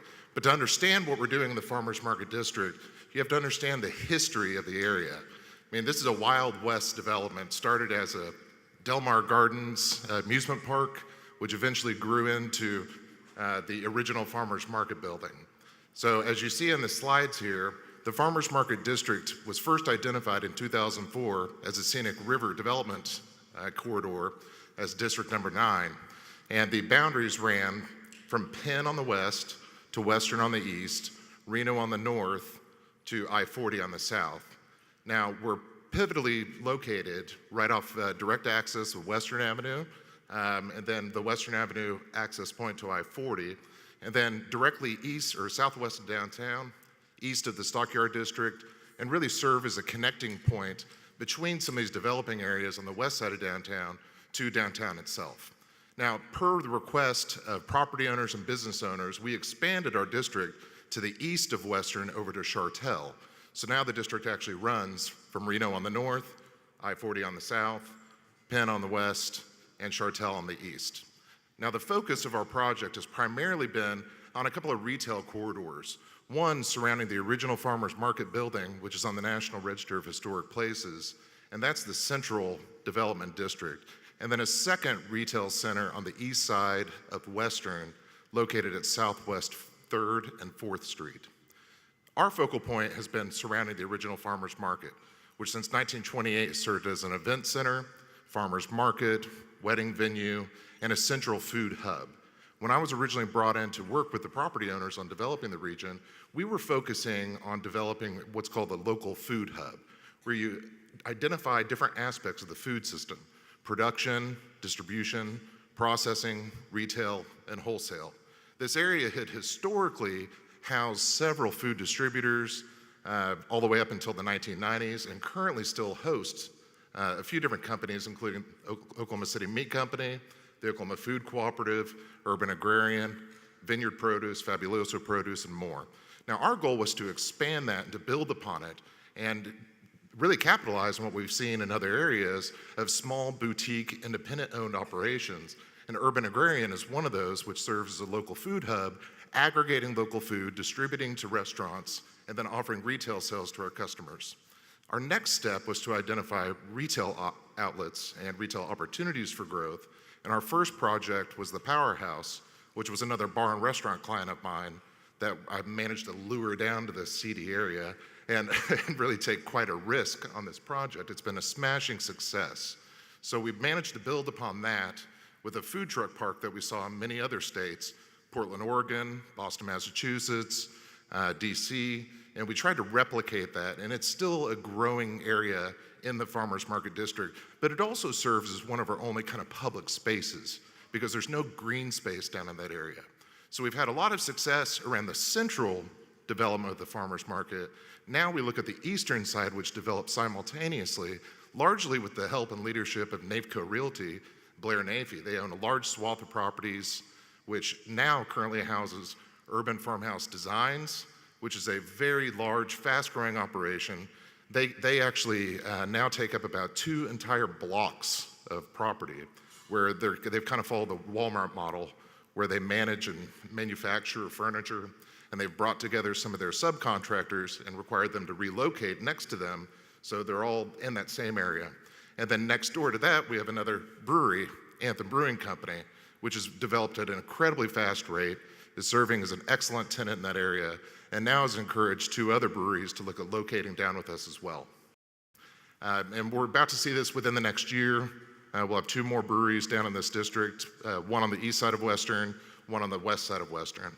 Now, when we were developing the actual Farmers Market District Association, it was key for us to identify a broad scope of leadership, because this area is largely industrial and commercial, and we wanted to maintain that character and respect their presence in the area as well, and not simply focused on new retail. So we have a very diverse board of directors, ranging from WW Steel to Urban Agrarian. Now, recently, we've seen the fruits of these labors really be capitalized on, as we've had a new rush of retail development, new properties acquired by Pivot Project and Josh Livingston. We've got the Loaded Bowl, Silo OKC, Rewind Pub, so people are really coming in quickly. So one of the things that we have for the future, I could talk about this for an hour and a half easily, I'm limited to 6 minutes, but one of the things that we're really focused on is a 14-acre property that's directly south of the farmers market, which offers an extensive opportunity for PUD development. And then we're looking at doing an overlay with the Planning Commission that will allow us to shut down, vacate Southwest 2nd Street to make it more of an open, connected area. Some of the challenges that we're seeing here is that the farmers market still remains fairly disconnected from the city and from the other developing districts. With the boulevard that's coming in, we're yet to see how that's going to impact our connectedness there as well. And then we really suffer from some vacant absentee landlords. Our continued growth is what our focus is. We're lucky to have the Wheeler District coming in on the south side. Hopefully that will be more residential, that will drive foot traffic into our area, because as we're seeing it right now, there's going to be limited residential growth in our district. So thank you very much. I appreciate the opportunity.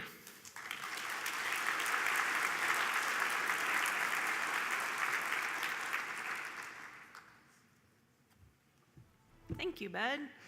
Now here to provide an update on tiny houses, please welcome from City Center Development, Richard McCown.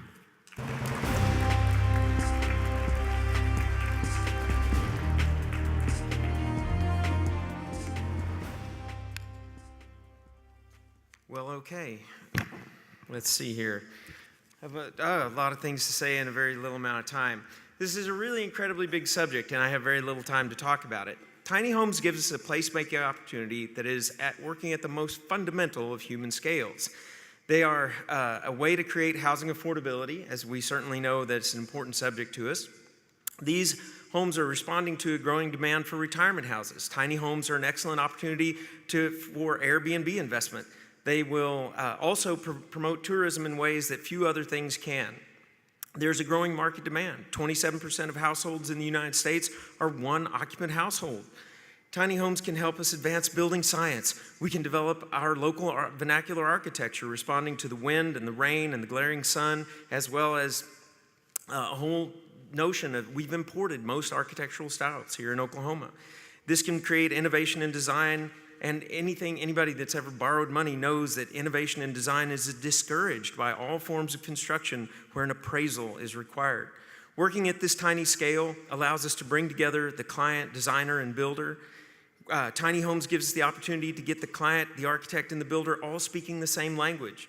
Architects speak architecture, builders speak construction, and clients speak Pinterest. I learned about Pinterest from Braid Creative.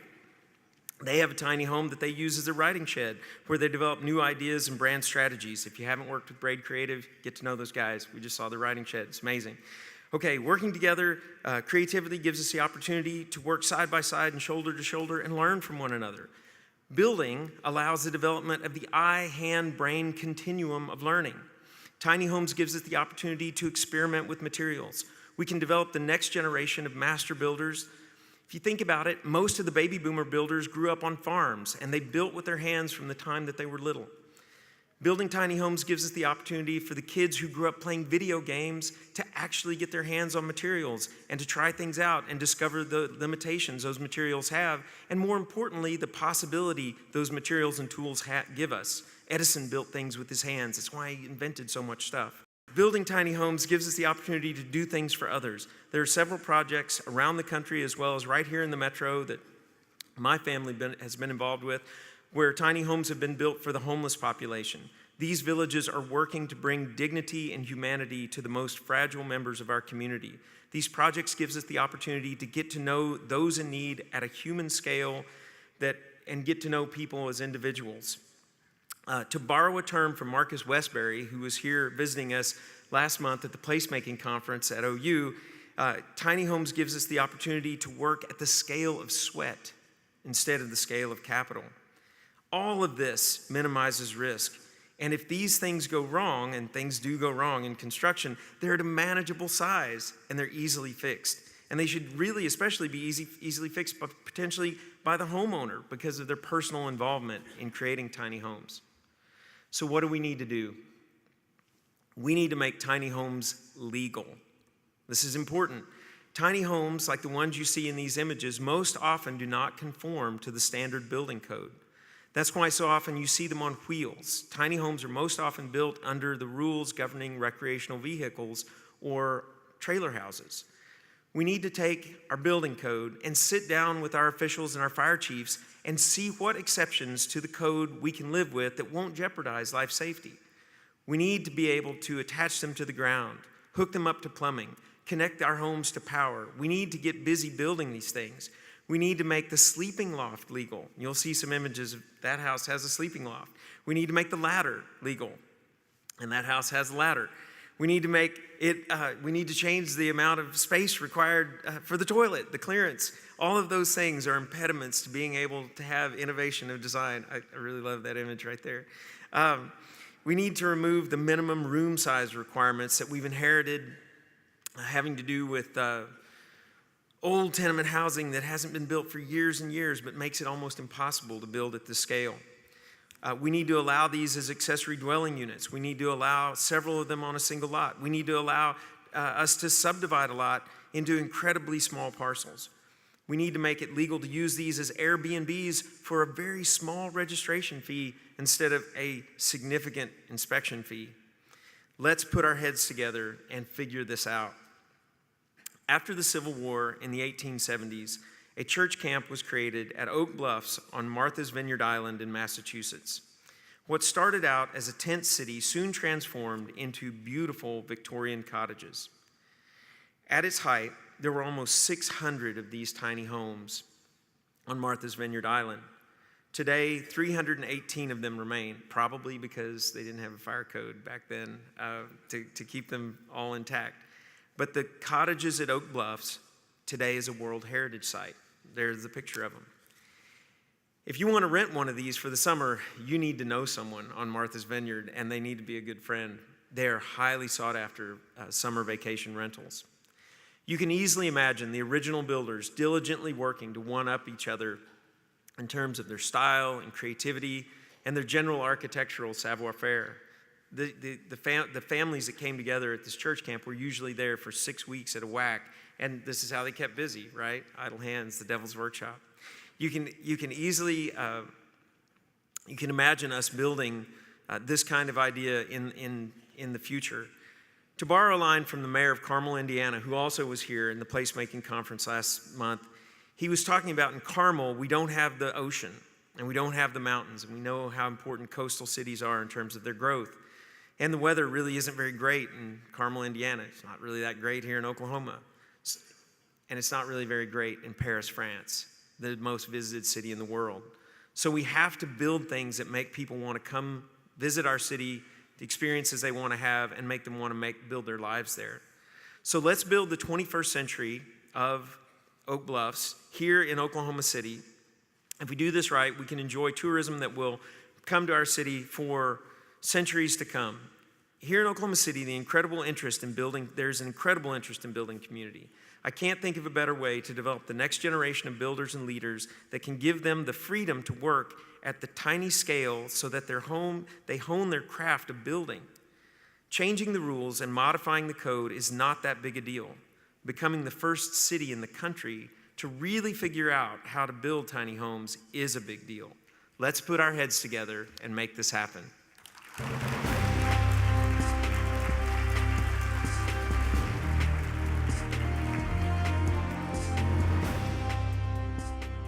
Thank you, Richard. Our next lightning round presentation provides an update on hotel developments. From the Oklahoma City Convention and Visitors Bureau, please welcome Michael Carrier.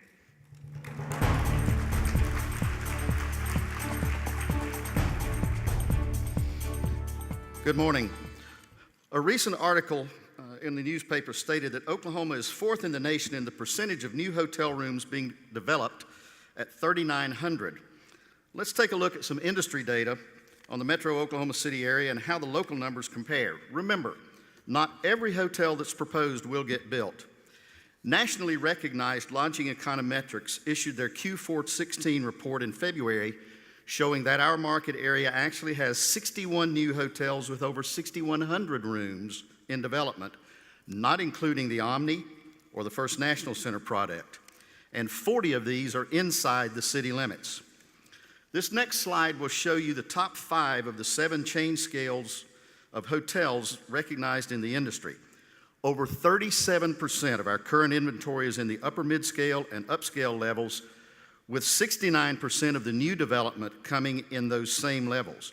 We have room for upper upscale and luxury levels for additional product, and you'll see some increase there in this presentation. A major factor that we face in the industry is the proliferation of hotel brands. These 7 brands have 102 flags. 62 of those are in or coming to Oklahoma City. How does the public make a choice about where they're going to stay? A relatively new phenomenon in the industry is the pairing of competing brands from different companies in the same development. One example in Oklahoma City is the new AC by Marriott, 142-room upscale hotel being built at the corner of Sheridan and Joe Carter. The AC is paired with a Hyatt Place, a 135-room upscale hotel as part of the new Steel Yard development. Both properties are owned and operated by Newcrest Image from Dallas and will open later this year. As you move just east on Sheridan, you'll find the Criterion, and across the street from the Criterion is the new Spring Hill Suites by Marriott.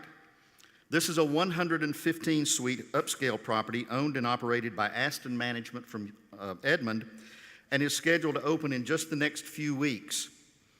As you move a little further east, at the edge of Bricktown at Lincoln and Reno, construction is underway currently on another all-suites property, the Staybridge, an IHG brand owned and operated by SR Hospitality of Oklahoma City, an upscale property that will open in early 18 with 144 suites.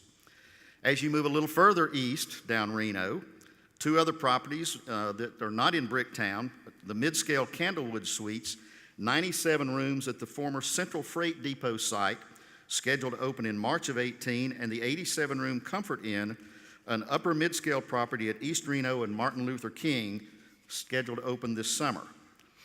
A new hotel concept coming to Oklahoma City is the Canopy by Hilton.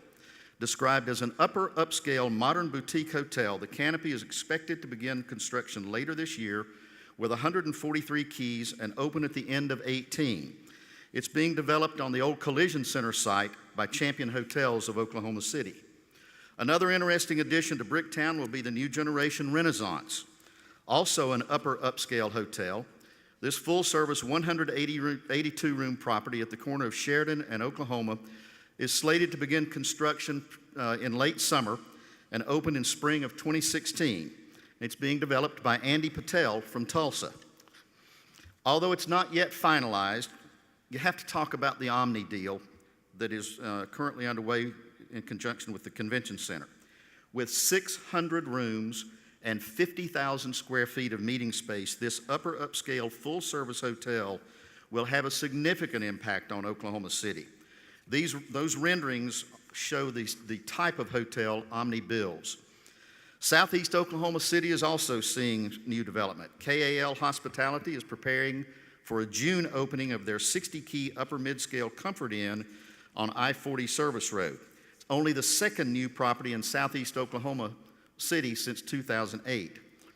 An interesting development in the Meridian, Reno area is the world's first True by Hilton, which the company calls a vibrant, affordable, and young at heart. Champion Hotels is operating this 86-room mid-scale property, which will celebrate their grand opening in late May. The True is part of a 3-hotel development that includes a new La Quinta Inn and Suites. These are in the 800 block of South Meridian. This hotel has 102 rooms. It's also a mid-scale property, planned to open in late 17, and partnered with a 3rd hotel that you can see just barely in the background, which is a 106-room Residence Inn. This upscale brand is a longtime mainstay in the Marriott family and one of the original extended stay brands of hotels. These 3 hotels represent the new wave of what's called co-opetition, where developers are using different products in the same location to maximize value and attract travelers. Just a short drive south on on Meridian, from the True Complex is another new project, the Comfort Suites, an 81-key upper mid-scale property at 1100 South Meridian. It's recently opened and is owned and operated by Marty Hospitality of Oklahoma City. 2 other projects in that area. The first one is a Radisson Hotel, an upscale, typically full-service property with 110 rooms being built south of I-40, but just west of Meridian, opening in 18, and the Home 2 Suites on Southwest 15th, 115-suite upper mid-scale property opening this fall. The northwest area of the city is seeing expansion also. Champion Hotels is opening a new Residence Inn at 3151 Northwest Expressway in late June. It's a 114-suite property. It's an upscale hotel in the Marriott family and brings a new extended stay property to that area. Finally, along Kilpatrick Turnpike, a 97-key upper mid-scale Hampton Inn at MacArthur and Kilpatrick, operated by Aston Management, scheduled to open in August. And opening in late 17, a 107-suite upscale Residence Inn developed by Fred Mazahiri, operated by Champion Hotels across Kilpatrick Turnpike from Mercy Hospital. That's 19 of the 40 properties that are currently scheduled to be built and opened in Oklahoma City. Thank you.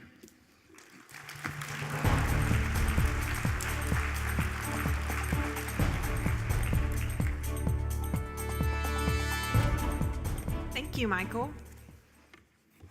Our final lightning round presentation provides an update on the Page Woodson development. From Shofala and Associates, please welcome Gina Shofala.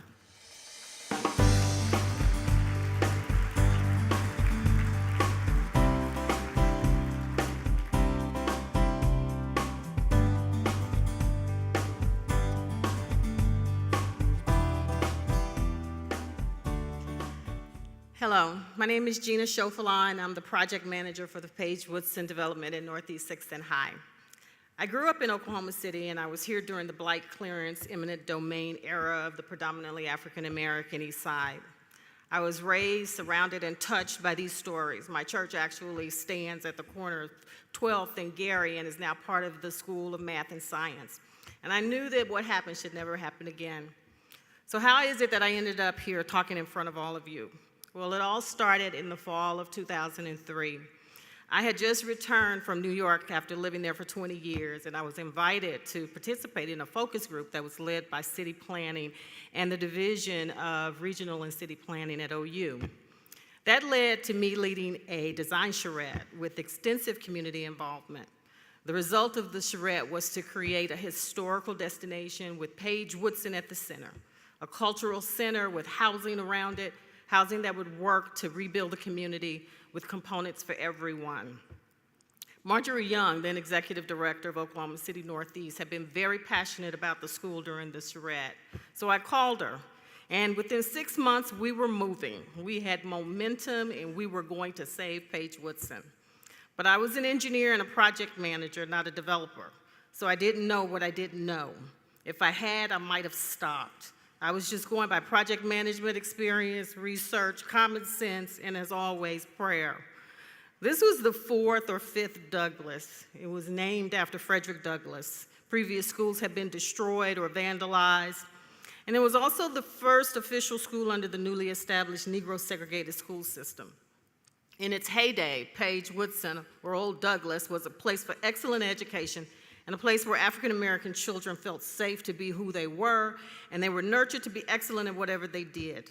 But it had sat vacant for 20 years, and it would cost what most would think was unreasonable to restore. With its history of excellence, importance to community, and the numerous figures that had associated with it, Inman Page, Zelia Bro, Thurgood Marshall, Jesse Owens, even Muhammad Ali, we had to save it. And to do that, we had to get the building on the National Registry of Historic Places, so we did. We met with banks and senators and representatives about the project. We had all the right ideas, but we didn't have the right kind of money. We needed a developer. We looked for a developer. We prayed for a developer. Time passed, no developer. I had moved on working with the city of Kansas City and then in Denver when Kim Cooperhart called me and told me that Ron Bradshaw had bought the building. I had to meet him. So after much digging and thanks to many helpful people and even some intervention from above, I was invited to a meeting with Ron, Councilman Pettis, Michael Owens, and Marjorie. Fast forward to him hiring me. He talked about Page Woodson extensively and the impossible task at hand. He had come to realize that although he owned the title, there were many owners, and he chose to honor that. The Urban Renewal Authority had put out an RFP, and we competed for and won the rights to develop the 8 acres around the school, with the team being Colony Partners, which is Ron and Jason Bradshaw, Butzer Gardner Architects, Smith Dahlia Architects from Atlanta, Lingo Construction, and me. The master plan was wonderful. It created a public space that would be the link from the school to 4th Street. The project is going to be delivered in 5 phases. Phase 1, costing over $28 million and consisting of the historical school building designed by Smith Dahlia Architects and a complementary 4-story walk-up building designed by Butzer Architects and Urbanism. Together, they add 128 affordable housing residents for those making 60% of the city's median income. Phase 2 will add 64 market rate units, and it'll be delivered in 2 phases. Phase 3 will add another 120 units in the plaza that links the school to 4th Street, and Phase 4 and 5 will add housing and retail. We've overcome a lot: fires, haunted houses, vandalism. We've hired off-duty police and coordinated their time. We've navigated the federal and state process for housing and historical tax credits. We've overcome a harrowing and complicated financial close, dealt with complicated site issues, extensive environmental mitigation. The community engagement has been very critical, with us engaging through the JFK newsletter, various news articles, presentations to the community, unofficial surveys, and neighborhood activities. The Alliance for Economic Development, Stratford Capital Group, the Urban Renewal Authority, City of Oklahoma City TIF Authority, our councilman and mayor, SHPO, MPS, OFA, the community at large, all of our branding partners, our property managers, our legal partners have been wonderful in the success of this project. Construction of Phase 1 will be completed at the end of this month. Our first residents expected to move in June 1st. Phase 2 is being pre-leased right now. Phase 3, construction is anticipated at 4th quarter, and Phase 4 and 5, planning and development is underway. What we've always envisioned in this project is that it reflects what the community said they wanted back in 2003 and 2004. There were so many details that were important to what they were saying behind the pain and anger felt as a result of so-called blight clearance back in the day. People lost their homes, but mostly they lost the inheritance for their children. So they turned to their children and said, get your education and don't come back to this city. But today we are building a community that celebrates this history. It puts this community on the map as an important destination and important Oklahoma City's history and America's history. We're building bridges, bringing people to the table, bridging micro communities, moving into the future as part of a world-class 21st century city. Not everyone knows this, but Ron has been the developer we prayed for and more. He not only knows what he's doing, but he has a conscience. He believes in the impossible, and he's not afraid to stop, listen, and engage. He's a nice guy. And I think this community is really grateful for him because he didn't ignore them. He tried to balance the difficulties of developing with the challenges of community building and bridge building. It's not easy, and we've not stopped. There's more to do. We are a mixed income, mixed use community offering multimodal transportation because we want to shape how people think about transportation and movement. And so we're continuing dialogue with Embark and OU's infrastructure. We're providing bike racks and even offering bikes as an incentive for leasing. We're continuing dialogue about financially viable ways of using green infrastructure, and we're beginning dialogue on activating the plaza and how it connects to the park. During this time, I've also been studying for my master's in regional and city planning, and this project has been a think tank and case study for me. I'm no longer studying, I'm finished, and graduating in 2 days.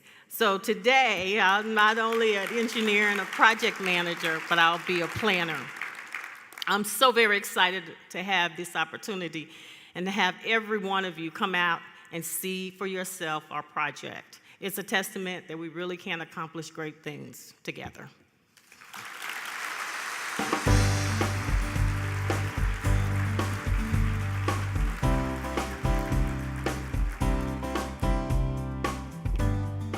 Thank you, Gina. That is wonderful news.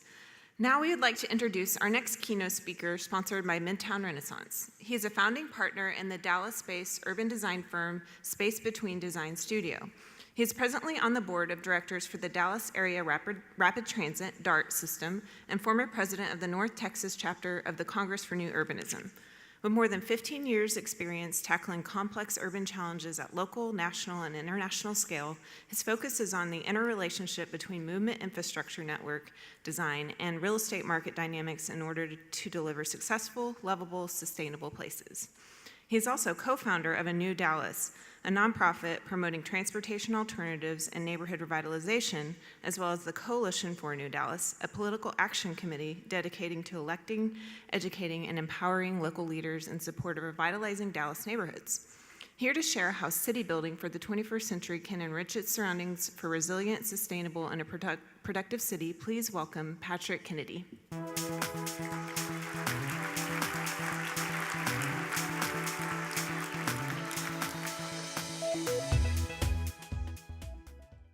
I was lucky enough to have a mother that was an artist, and I learned how to draw in perspective at a very early age. And that's not my drawing, but it does have the Transamerica Tower from San Francisco. For whatever reason, I always included that in every drawing. But I was always fascinated by cities and always drawing these fantastical skylines.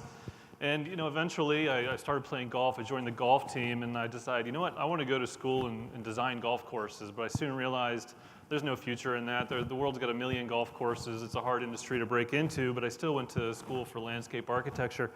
And there I sort of became fascinated in ecology, in habitat, and the complex systems that make for habitat, places that succeed and don't succeed. And that's not just about the environmental aspect of it, it's actually about also human habitat. And so part of our curriculum, we study in Rome for a semester. And that reinvigorated that interest in cities, that puzzle, the complex places that cities are. And it was our introduction to how cities change, and what better place than a city that's been around for 2,000 years and has changed so much. Shortly after then, I was lucky enough to get an internship in Florida working for some kooky traffic engineers named Ian Lockwood and Walter Kulash, who had this crazy idea that streets should be safe. Streets should encourage development. Streets should be safe for kids to play on. And so that was sort of an introduction into how streets shape places and how we design transportation networks for places.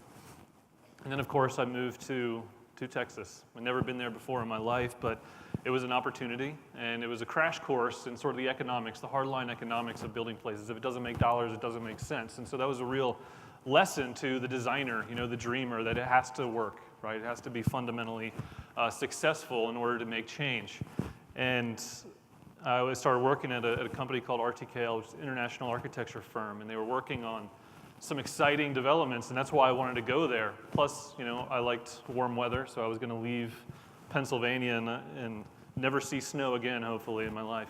But I also wanted to go to a sprawling place to try to make some different. What I saw was a place, was a metro where a lot of the built product wasn't going to be around in 2030, 2040, 2050, so there's a real chance to reshape the future of a growing metropolitan area. And I was able to work on projects that are transformational, like Addison Circle and Legacy Town Center. That these were being done and built and designed at a time where multifamily apartments, that was a bad word, right? But now the suburban areas of DFW can't get enough of this stuff because people can't get enough of this stuff. They love it. And around 2006, 2007, I moved up through the company, became lead urban designer, working on transit-oriented development projects, such as Redmond, Washington, right outside. It would be serving the Microsoft corporate campus. We wanted to concentrate on views back to Seattle, so we staggered the heights, and we wanted to focus. We had 100 feet of fall across the site as well, so we wanted to adjust the street grid so it would be ADA across the entire site. If you've ever been to Seattle, you know most of the streets aren't actually ADA, but we wanted that to work and still have very interesting public spaces.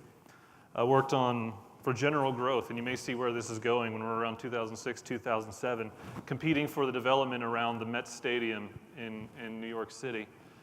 Henderson, Nevada, the largest suburb of Las Vegas, wanted a cultural entertainment district, and another large development in Dallas called Midtown Park. All of these then died, right? And so I was lead urban designer, waiting to see these things happen, but then the music stopped in 2007 and 2008. And I had to start to rethink things because, international architecture firm has to chase where the market goes. And at the time, the market was going towards the Middle East and to China, and I just didn't find that work rewarding. I moved to the Sun Belt to work on Sun Belt cities and to focus on delivering choice. In your packet, the presentation is called Building Cities for the 21st Century, and I've changed that a little bit to talk about how do we empower choice and how do we design our transportation infrastructure, and how do we invest our infrastructure as a public sector to empower choice. And that's not just choice in transportation, but choice in housing, in neighborhood, and what we do with our dollars. So I decided to quit. And people thought I was crazy in the middle of a recession, quit and start my own company. And I was lucky enough to find a client in this development called Cypress Waters. And they were, just got patient pockets. And so we worked through the planning and entitlement process during the down period in the market, and now it's starting to build out. But perhaps a more transformational project, at least for me, intellectually, was working for the downtown Baylor Medical Center next to downtown Dallas. And they knew they needed housing. They were just sort of expanding and aggregating and growing out into the neighborhood, but they didn't have a very attractive urban environment. But they wanted housing for all scales of employees, all pay scales, from students to administrators and to doctors. But the area wasn't attractive, so it was hard to bring people in and live there. And so what we did was we created a series of campuses, like sort of squares that would all be interconnected. And what I learned was even those micro moves, those small moves, wasn't enough to shape the larger housing market. Land was too expensive and rents were too low. And we had to shift that somehow, but we couldn't. More on that to come later. And that's when I started to really think about what is the fundamental purpose of cities? Why do they exist? Why have they existed and persisted for as long as we have as a civilization? There has to be something to that. And I would posit that it's about social and economic exchange, right? Cities are machines of transaction, right? They're the market for all things that make us human. We exchange goods and services and laugh and love. And it's perhaps most important for the perpetuation of the species' genetic material. For individuals in cities, though, we have to break down all barriers so the most amount of people can actually have access to these markets. And if we have those barriers, we end up having extra spatial and transactional costs because the city form is actually a form of productivity itself. We have to compress space and time to make these transactions more efficient, more abundant, because the easier that they happen, the more exchange that we have amongst each other, as the mayor talked about, people just meeting and interacting, exchanging ideas, that encourages innovation and progress and growth and wealth. And speaking of man-made barriers, I'm going to talk a little bit about our interstate highway system. And I found this memo from the President Eisenhower, the father of the highway system. He never intended the highways actually to go through the center of cities, but build them we did through the center of cities. And he wanted to just be able to move armies across the country, but we were also interconnecting economies. But this ended up displacing people and disconnecting economies. And at the time, while I'm thinking about all this, we see what's happening in Seoul, South Korea, who replaced that with that and that, 160,000 cars per day polluting the city, and now they have 100,000 visitors to this public space. At the same time, San Francisco had 2 highways that had fallen down in the 1989 Loma Prieta earthquake, and for 10 years they debated, what do we do? Do we rebuild these things, or do we just get rid of them? And the traffic engineers said it would be the worst thing that would ever happen. Gridlock would choke the city, but it ended up being a success, and traffic engineers couldn't figure out what happened. What happened was the city actually adapted. And not more than a year ago, or a little more than a year ago, we talked about former Secretary Anthony Fox said we have to stop building these barriers between people and isolating certain communities. And it's not just about being the right thing to do, it's also about the success. Every highway that's ever entered a city has made the area worse. Every highway that's ever been taken out has actually made the city better. In San Francisco, the population has tripled in those areas.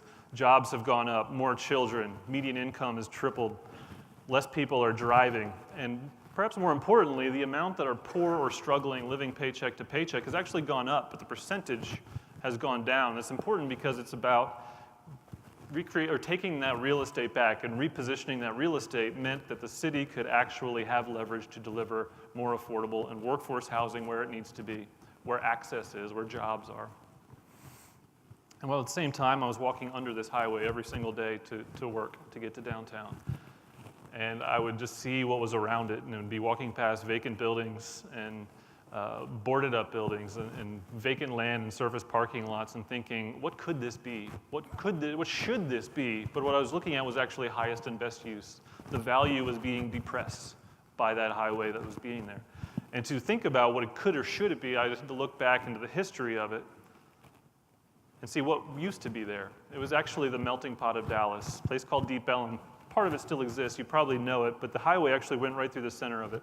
It was the jazz and blues epicenter of Texas, where Blind Lemon used to play, and Lead Belly, and Robert Johnson. This was the crucible of innovation in Dallas, in many ways Texas as well. And Dallas, we know it as a car city, but it wasn't always that way. It was actually very much a pedestrian-oriented city. So in 1950, this was sort of the density map of Dallas and Fort Worth, about 1 million people living in the area, growing at a huge rate, tripling in population at the time, and that was all pre-highway.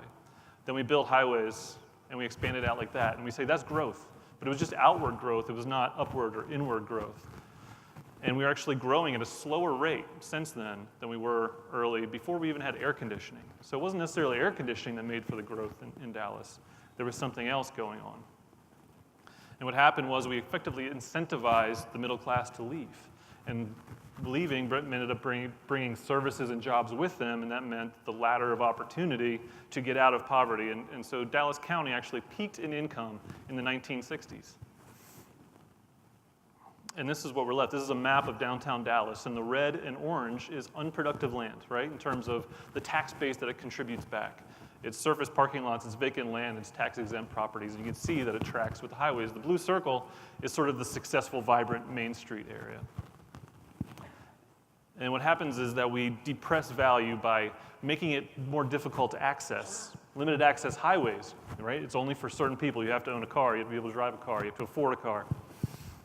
While at the same time, it's cannibalizing that growth and creating more growth at the edge. And it's easier to understand how a highway is difficult to cross. Nobody's going to play Frogger across this. But perhaps the bigger barrier is actually distance. And over time, what happens is that the real estate market adapts to that. So over 10, 15, 20 years, things start to spread out. It elongates and stretches across the highway. If I'm living on one side and working on the other, well, I don't want to live there anymore, so I'm going to move further out to cheaper land. And then I have to use that highway to get there. And so I'm stuck there just like everybody else. Do I have that choice? And what's happened is that of the largest metros in the country, we've got the second longest average commute in terms of length. And if you take that 12.2 miles average and draw a radius around the center of Dallas, that actually means most people are living outside of the city and commuting in. So we're effectively subsidizing people to take their property taxes and then use our infrastructure that we have to maintain, and it creates for this imbalance. And the invisible hand responds, right? The housing market responds to that invisible arm of public investment. And of those largest metros, we have the least amount of housing that is actually in infill locations. It just keeps growing outward and instilling car dependence. So people have to spend a half a paycheck just to make a paycheck. And we have to own a car. So we don't have that transportation choice. And if you don't have access to jobs via transit, via other alternatives, we have the highest degrees of those that are poor, poverty, or struggling. So this is a chart of the cities that have within 40 minutes the most amount of jobs that are accessible to them. But what happens is when we deliver a modicum of walkability, the prices go haywire. They go through the roof. So this is the Bishop Arts District in Dallas. And what we have to be figuring out is how do we make these more affordable to a larger segment of the market rather than pricing out 90% of the market, because everybody deserves lovable places, lovable neighborhoods. And I know this is lovable because every single engagement photo happens in this neighborhood in Dallas. It's kind of annoying. And what we've ended up with is that the market is not actually delivering choice, but illusion of choice, right? Just like the cereal aisle, where it's all made of the same stuff, but repackaged as different things. And the challenge for all of us in real estate and development is that we have to, and in government, we have to align the top-down organization, what allows for supply, the zoning, the finance, and how we design, develop, and fund transportation to actually meet market demand. And we're not pending up more demand, but we're actually delivering the full array of neighborhood choice, housing choice, transportation choice. And I think a lot of this comes down to the public focus on congestion. And it's really kind of a lazy rhetorical argument because everybody emotionally hates getting stuck in traffic. But is that the right answer? But we have to understand where traffic and congestion really comes from. And let's talk a little bit about the tail of the 405. And the 405 is the busiest highway in the entire country. It's in Los Angeles. Los Angeles spent $1 billion in 5 years expanding the highway, and it's now a minute slower than when it was before when they started. And what congestion really comes from is the triple convergence of mode, time, and space. Everybody in cars all competing for the exact same space. And what happens is the highways can't scale with demand, so everybody's trying to compete for that same space, but we can't expand the highways to that demand. And what happens is that we end up congested highways, and it's actually often faster just to use city streets. And this is a lot of data, and I don't want to get too much into it, but there's a real problem in how we measure congestion. And when I see all of these data points and these rankings of the most congested places, I think, well, maybe we're actually just measuring economic activity. The places that rank the highest in congestion tend to be the most successful, the wealthiest. Is that what we want to clear away? They're also the same places that spend the least on transportation. We talked earlier about transportation affordability. And we'd have these data points of $120 billion that traffic congestion and delay costs. But if you think about that number and prorate it over the entire country, that's only about $400 per person.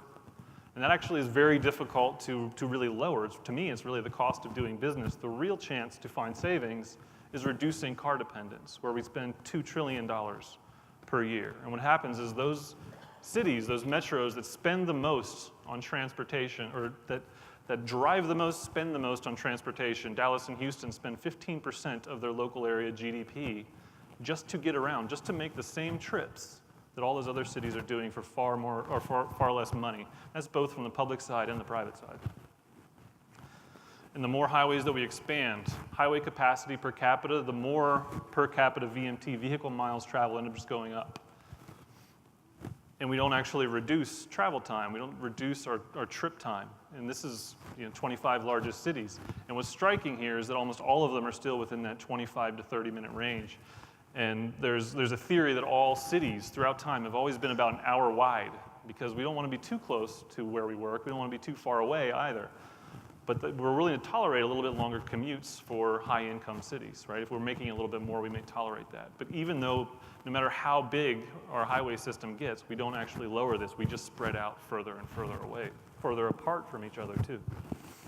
And that's the question is, where do we go from here? Do we continue down the same road, or do we try a different option? So I create two polar opposites, the two cities in North America that have solved congestion, Detroit and Vancouver. One lost 1 million people, and one added 1 million people to do it. And so the story of Detroit, it was the Paris of the West, right? In the 1950s, it was beautiful. You see this finely grained, interconnected urban fabric. It was the richest city in Western Hemisphere. It had just essentially equipped winning World War II. And city leaders decided we want to be the best city in the world. And at the time, the idea was to do this. And we know how that played out. But it was really using the same kind of mindset, the same kind of models, the same kind of thinking and planning that we use today. That as the highway approaches the city, there's more stuff, there's more destinations, more homes, more businesses, and all those generate trips, right? And so all those trips then have to be modeled into the size and scale and capacity of the highway so it gets bigger and bigger and bigger, displacing more and more things. On the other hand, Vancouver decided in the 60s and 70s we're never going to allow highways into our city. We're not going to knock down neighborhoods to accommodate these things. What happens is, as the highway enters into the edge, the suburban edge of Vancouver, it scales down to a boulevard. And as it enters the downtown area, it disappears entirely into the grid. And that grid actually ends up having way more vehicular capacity and multimodal capacity. And having that capacity, that access, means density, it means demand. And that density allows other forms of transportation to work, not just cars. So it gets people out of cars. And so the larger point here is the infrastructure that we invest in delivers a return. That return is the market response to it. If we design for cars, we're going to get parking and low density. If we design for people, we're going to get people-friendly spaces. And the result is not just what kind of buildings do we want, but how productive is that different kind of land use, those different commodities, essentially. And what we see when we look at a per-acre basis, the mixed-use, multifamily, urban development wildly outperforms low-density, suburban, conventional development 10, 12-fold in terms of tax revenue, in terms of sales, in terms of housing, employment. And something I found in this research that struck with me forever and has really become sort of a philosophy is that the art and science of urban design, of public spaces, is about maximizing the private utilization of land. And to me, this really sort of gets at the win-win nature of urbanism, right? It empowers the profit motive that we need to build and invest in cities, but it also creates a return on investment for the public sector who's spending to build that infrastructure. And to see how that looks physically, we have our buildings, and that's essentially tax base, and then we have our infrastructure, and that's tax burden. But we have to factor in the life cycle costs, and can that tax base afford the life cycle costs? And if it can't, then we're on that slow road to insolvency, where we have to cut municipal services and raise taxes, and that's the downward spiral. Because once you're raising prices and reducing services, as a business, you're not going to keep getting more business. You're not going to attract people. So on the other hand, we have to rethink our infrastructure and how we pay for it, how we maintain it, what are those life cycle costs, and how do we design it to minimize those while maximizing and diversifying our tax base and our choice. And that choice is not just in housing and neighborhoods, but ultimately financial. Right? The public sector side can say, well, we could either increase amenity and or reduce taxes or both. The private sector is reducing transportation costs, so they've got more money in their pocket to pay for better housing, to invest, to start businesses. And this is how it looks when you actually look, and this is in Plano. I started looking at different development types. Downtown historic redo is performing $450,000 per acre. On the other hand, if you've got typical single family at the bottom, it's only producing like $13,000 per acre. And the point is not to say that's bad. The point is to say if you've got too much of what's on the bottom and not enough of what's on top, that you're slowly going to go bankrupt in a systematic institutional failure. So how do we deliver more of that choice? We need more of what's in the middle and what's on the right to be able to afford everything that's on the left, the lower density, single family kind of living. And so we're starting to understand in research of urban places, how do we drive value through how we design our networks, our infrastructure. And really it's to get back to location, location, location, right? Certain areas are going to have better value, and the better value is the places that are most interconnected. This is a map of London that University College of London researchers put together, and it's a heat map, and the heat map is the most interconnected places, the places that everybody can reach the easiest. And what they found is there's a direct correlation between foot traffic, retail sales, public safety, to those red areas, those areas that start to glow. They're the most interconnected, there's the most activity happening in those places. They also had the riots in London occurred at the very disconnected places. So the physically disconnected led to socioeconomic disconnection too. People were alienated and isolated, not empowered to participate in the economy. So I decided to bring that same kind of math to Texas, and I was helping out the the group that was looking at what can they do to I-35 that runs north-south through Austin. And I looked at the land value and the building value of these properties. So in section, the values sort of go up on Congress, and Congress is the center axis that terminates at the state capitol, and it plummets as it approaches the highway and sort of flatlines. And I wanted to compare that to that integration model. Where are the most connected places? So I got figures of the most interconnected blocks, and you see that's a really similar pattern. So I want to understand what is the direct relationship there, and what I found out was a 5% increase in network and interconnectivity led to 200% increase in potential value, right? So the public sector invests to improve connectivity, and then the private sector is the private sector's job to tap into what that potential value is and deliver what that highest and best use is. Did the same thing for Dallas, 1945, pre-highway, post-highway. All we ended up doing was creating more disconnection and exporting value further away from where we actually need the value. And that's not just in terms of networks, but also in terms of corridors. And thinking about corridor capacity and value and what we're trying to do. What are we trying to accomplish with what we're designing? This is a street in Dallas called Irving Boulevard, and it's 6 lanes, and it moves 16,000 cars per day, about $15 per square foot. On the other hand, this is suburban Detroit, Birmingham, Michigan, Maple Street, 24,000 cars per day in just 2 lanes. And they actually keep them moving because they do some things like banning left turns and whatnot, but it's got $77 per square foot. It's one of the most productive corridors in all of Michigan. So it's really a question of how do we define success? Is it what the engineer or the driver would say is the best, right? Level of service A is nobody else on the road, free-flowing traffic, because nobody else is a threat to your life in that situation. Nobody's in your way. You're not competing to get somewhere. Or is it what the economists would say is a level of service A, the most productive, the most transactions are occurring?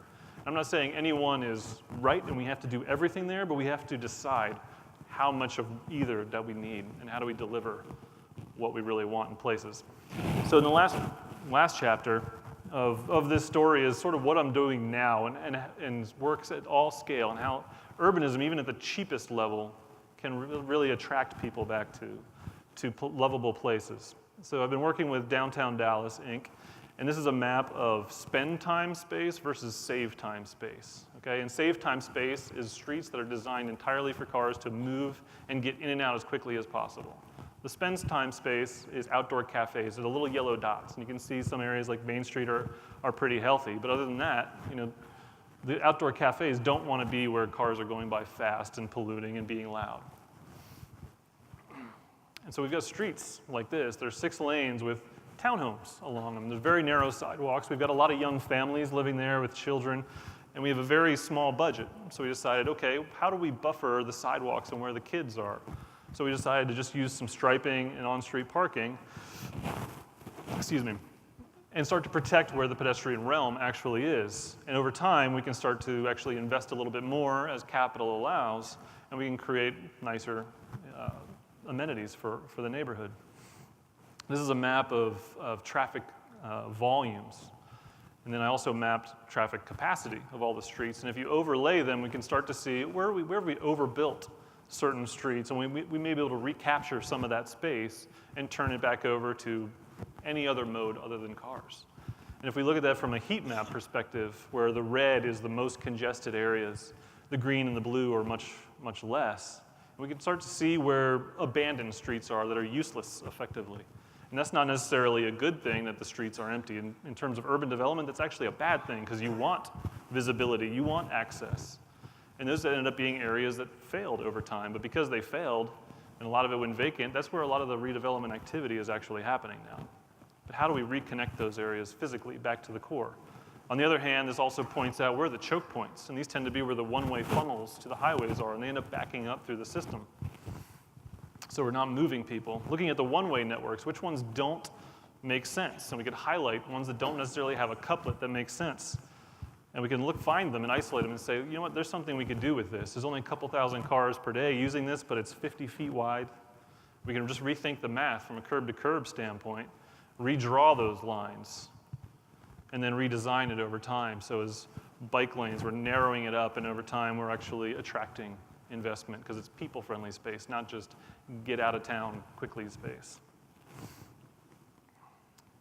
So we also mapped pedestrian counts and what's the pedestrian flow throughout the area, and finding where are areas where we can actually create some new connections or incentivize development if we need to reconnect certain areas of town.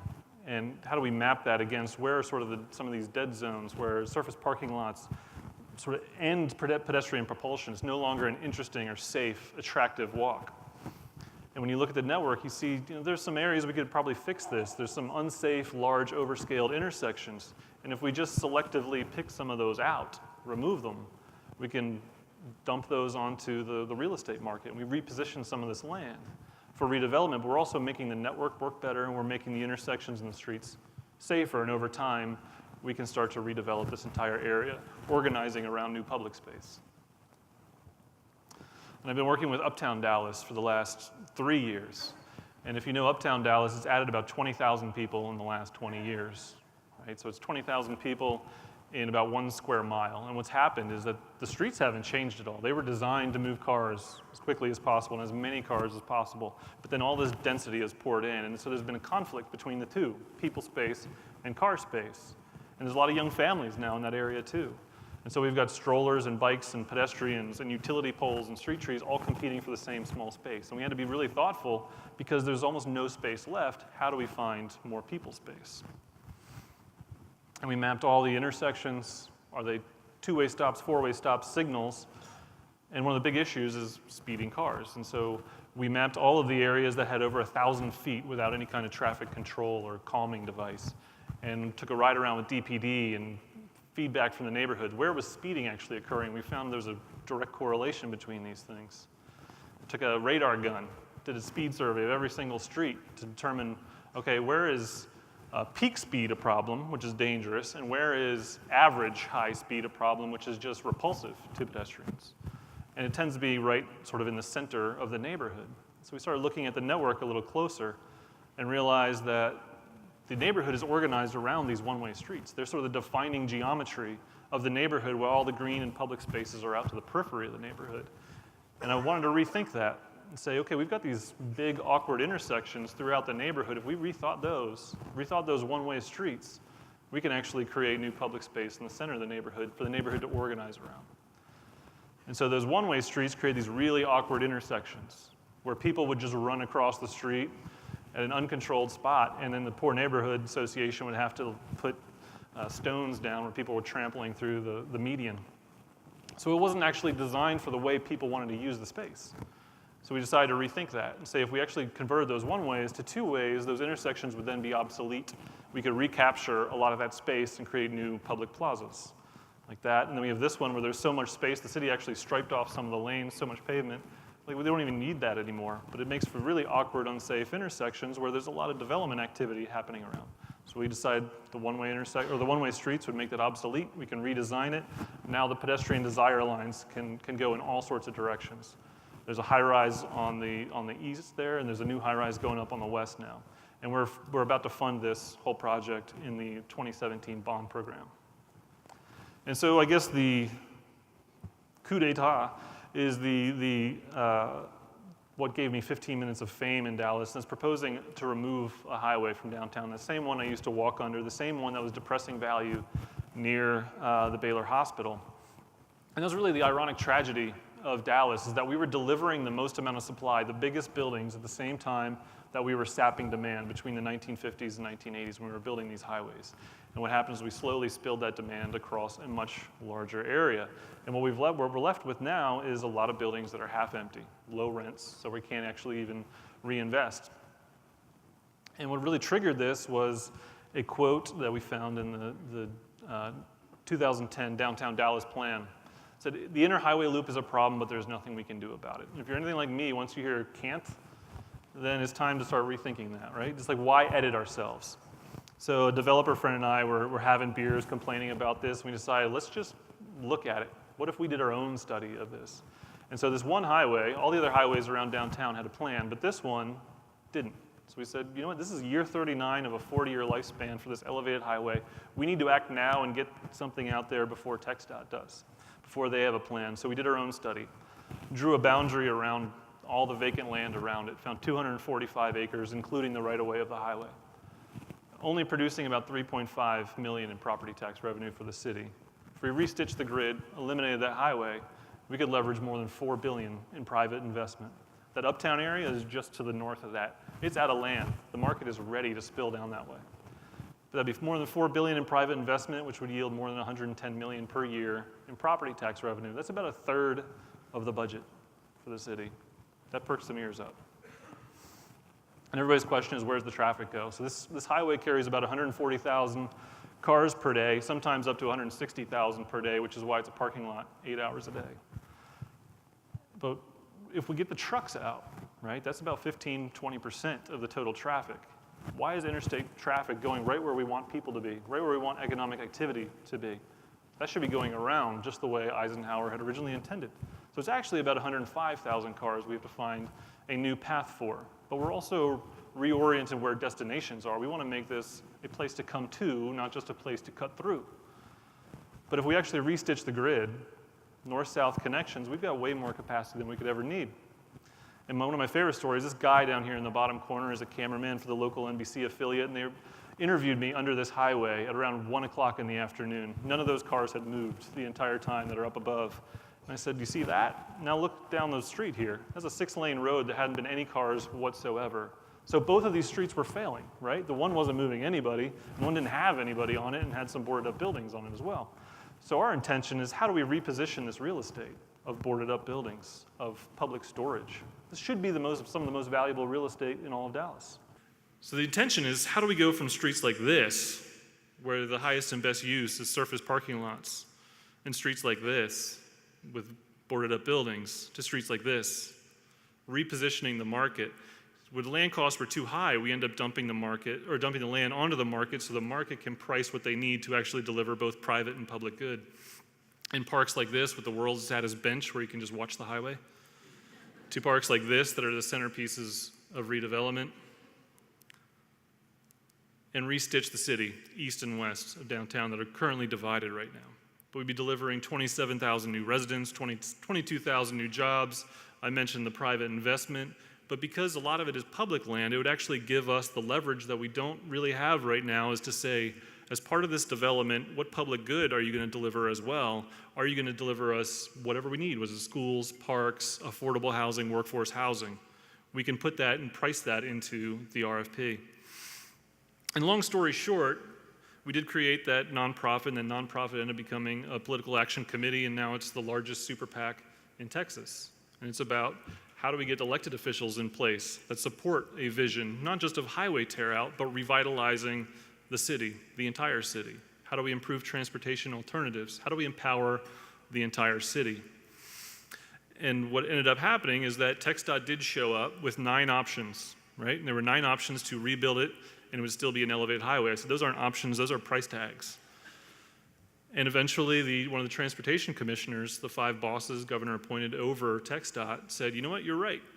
So he funded a study that internalized all the externalities of transportation investment, economic development, quality of life. Let's look at those options. Let's look at what we design and build. What kind of impact would that have on the city? And so this study, Dallas City Maps, was just completed, finalized, and published about 2 weeks ago, and it has 3 options. Do we just remove some of the ramps? Do we put it below grade? Or do we get rid of it entirely and replace it with several surface boulevards, which is what we intended? And it turned out that the surface boulevards would have no impact on traffic compared to the other options, and of course would have the most economic development potential, which is exactly what we've been saying. And so now it's our choice, right? And they just said, here are objective analysis. Now it's up to you to decide what you want to do.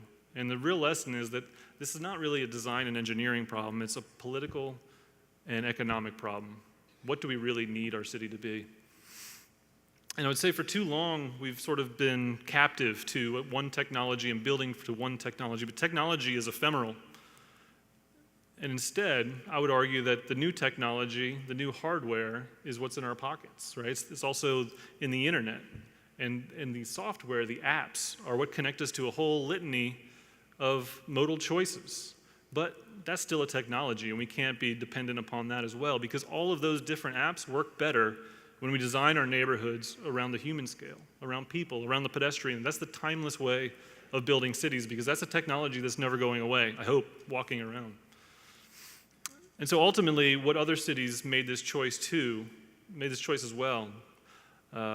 Copenhagen, New York City, Melbourne, Australia, Vancouver, wasn't necessarily just to say, hey, let's build for the pedestrian. It was, we're going broke building for the car. We've got to do something else. And they made that choice. And now they're some of the most livable cities in the world. So we also have that choice, and now we have no choice but to give people more choice. And those are the cities that are going to be the strongest and most successful in the 21st century. Thank you very much.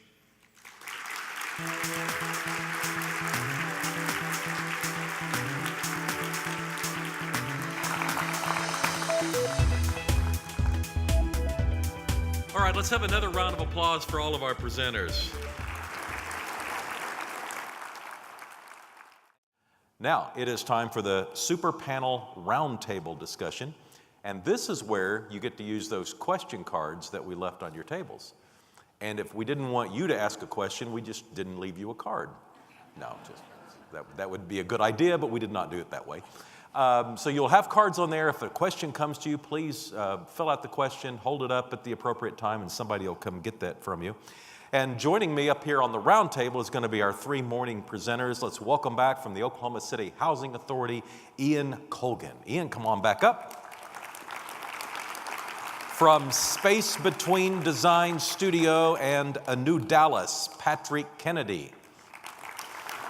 And from the city of Kansas City, it's Mayor Sly James.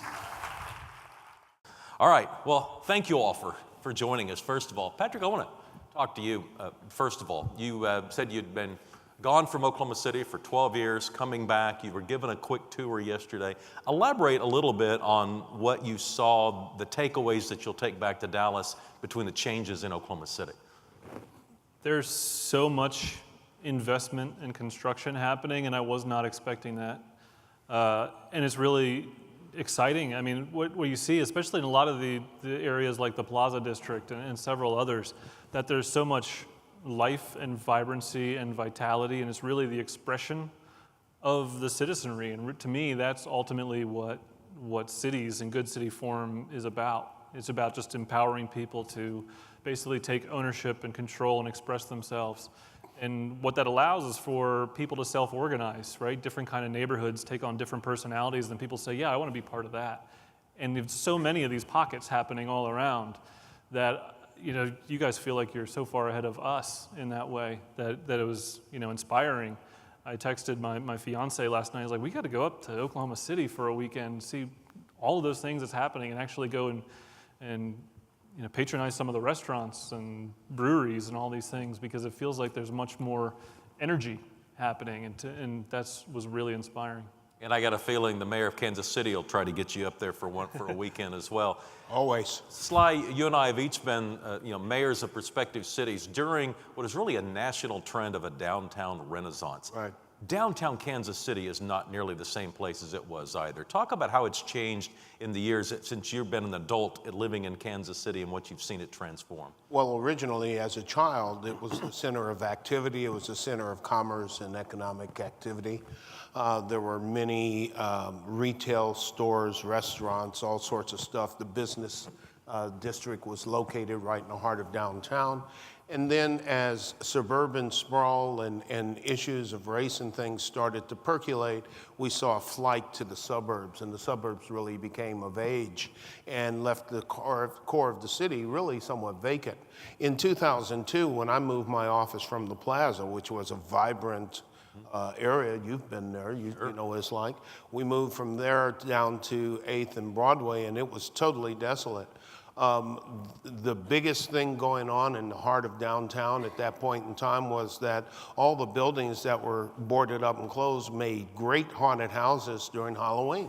That was really what was going on. Kay Barnes and Emmanuel Cleaver started to slowly make changes there. Kay Barnes put a lot of political capital on the line. She was the mayor 15 years ago. She was the mayor, well, she was the mayor about 12. She was the mayor then, and she started the approach of rebuilding downtown, and started with two things, the Sprint Center and the Power and Light District. those two things. And it was an expensive proposition, but it's like anything else. When you're hungry, you tend to overeat and not be as diligent as you might be. And when you're hungry to rebuild your city, you kind of have to take some of the deals that are out there because you don't have the leverage to do other things. Mm-hmm. So she started that, and we've gone now from about 2,200 people who lived downtown in 2002 to about 25,000 people now, lots of residences, first new residential towers built since 1985, first new hotels built since 1985, et cetera, et cetera. Lots of activity. The streets have people on them all the time. People complain about traffic. I laugh because I feel like Johnny Manziel, it's all about the cash. People equal money. So the Renaissance is there, and I think it's mirrored a lot of what's happening here, what's happening in Dallas and other cities that had this downturn. Right. Now they recognize that was a mistake and never to let it happen again. Ian, you're well aware of Oklahoma City and the growth patterns through the decades. We went through a period, much like Mayor James disguised when people moved from the inner city to the suburbs. What parts of the core do you see as ripe housing markets going forward? Where would you like to see development take place? I mean, I think there's a substantial amount of the core that is ripe for development. The current momentum we have is insatiable, I think, from the growth of amenities and quality of life that is occurring in downtown, the Plaza District and 23rd Street, and other commercial districts that are evolving. And so that involves a lot of square miles of real estate that have transformed or will transform in basically a lot of directions of downtown. That creates two things where there's opportunities. One, where there's a lot of market growth, opportunities to leverage mixed income housing so that people of varying income levels can enjoy those amenities the same way as market rate homeowners. But also in a couple of other directions, particularly east and south, that can partake of the redevelopment and renaissance of downtown, which we want to create investment without moving people out of those areas. So there's a ton of opportunity still to happen in Oklahoma City in the core, and it's going to radiate further and further out. Things like the streetcar, hopefully in the downtown core, and then connecting to other neighborhoods will facilitate that. But it's always about being mindful of the balance of opportunity for everyone here. I have a question from the audience, and I'll pose it to you. It's asking about the amount of process that developers, designers should have to go through to get things approved. You're very aware of Oklahoma City's process, the design review committees, the planning commission, ultimately the city council, and all the oversight that goes into that. Too much, not enough, and should it be streamlined, and if so, how? So streamlining of development approval has been a common tool in a lot of cities. I would say that before I would have an opinion about whether locally it's too much or too little, you have to do what other cities have done and quantify the impact of the process on the cost of development. And that cost has to be evaluated in a trade-off with public policy objectives. So, for example, design review clearly involves a public policy objective of good design, that you want to instill good urban design and good architecture that creates place, and that has value. But in other cases, we might find that a slow process or a laborious process conflicts with a public policy of, say, affordability and efficient construction. That's what a lot of cities have gone through to understand what that balance is, and I think speed and predictability is the advantage to a developer in terms of cost and efficiency, but it also always has to be combined with the public policy objectives of the city and its citizens. Mayor James, Yes. the streetcar is operating. Riders can get on it for free. Yes. You have a bus system. Is the bus system free throughout the community too? No, but we're moving in that direction because we don't like the dichotomy, the social equities would require it. Now, our bus system, we've already instituted free rides for veterans. In the fall, I believe we will have free rides for students. They'll be able to use a digital library card to access a bus transportation. We're moving towards a free bus system so that every mode of transit will be free. The fare boxes on buses do not generate nearly enough money to make it a cash endeavor. The better thing is to get more people on it, circulate it more, adjust the route so that it's meeting people's needs from home to office, home to work. You know, that first mile, last mile problem that we always have with transit, to minimize those things. So we're moving towards free transportation. Wonderful. Hopefully, yeah. Patrick, question from the audience. Do you take the generational differences into account when you consider infrastructure design? Not necessarily. I mean, I think the general rule of thumb is you want streets and public spaces that are for 8 and 80, right? You want all ages that are comfortable there, and when you have only car dependence, right, you're immediately cutting out half the population, either too young, too old, doesn't have enough money to afford that car. And so to me, is when you're designing complete streets and designing networks and neighborhoods that are walkable, and walkable tends to mean it's dense enough to support transit too, of some form of transit, that when you have all those other modes functioning well and accessible and useful, that is when you're designing for all ages, incomes, you know, and level of mobility. So what's most important is how do you make all those different kinds of modes, network modes, be the most functional and useful for the most amount of people. You talked a lot about revamping intersections. There are also traffic calming devices. How do you measure the two? How do you decide which is best? Right, well, it also always depends on the place. So, you know, sort of the idea of context-sensitive design, what kind of place do you want it to be? If this is a major arterial with a lot of traffic, the question is, okay, can we keep this from going 45 miles per hour? And I'm never a fan of regulation and enforcement, right? It's never a good use of police departments' time to be focusing on what is essentially bad design if it's in the middle of a city, because you want more activity than just high-speed cars there. So it's really about how are you designing that street? And there's a number of ways to do that. It's the density of intersections, how close they are together. Are they traffic circles, roundabouts, street lights, or traffic lights? What's the dimension of the lane? So wider lane is going to move cars faster. Wider roads are going to move cars faster. One-way roads are going to move cars faster. So if you're designing streets for people and for all kinds of activities, the first thing you have to do is think about what does that corridor look like now? What can we afford? And what can we change right now? And then when capital resources are there and you want to change it in a bigger way, you put those to bear too, and you start moving some curbs and putting in the underground infrastructure and modernizing that kind of stuff too, because the bigger issue is, you know, those life cycle costs of that infrastructure. We're failing in all of our deferred maintenance, that we've got such big bills piling up because it's all so old and we can't maintain it right now.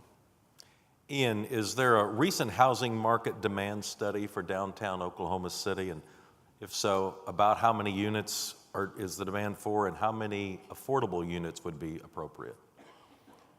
I'm not aware of a recent study that's done officially, other than probably some companies like Price Edwards or others have data on that. You know, the amount of affordable housing demand is for downtown is tough to quantify because it's a unique area. But one of the unique aspects of downtown that has to be considered in terms of the possibility of introducing a variety of housing for income ranges is John Rex. The success of that school and the uniqueness of it being downtown offers a lot of opportunities for families to access good education and be within one of the few clusters of concentrated amenity and services and employment in the city. And you know, you're seeing that a little bit on the market rate side, where 3 bedrooms are going for a good price. And a lot of developments have built more 3 bedrooms than they probably would have anticipated when they first were planning their multifamily projects a few years ago. So that you see that demand, and then you can just kind of infer what the benefit would be.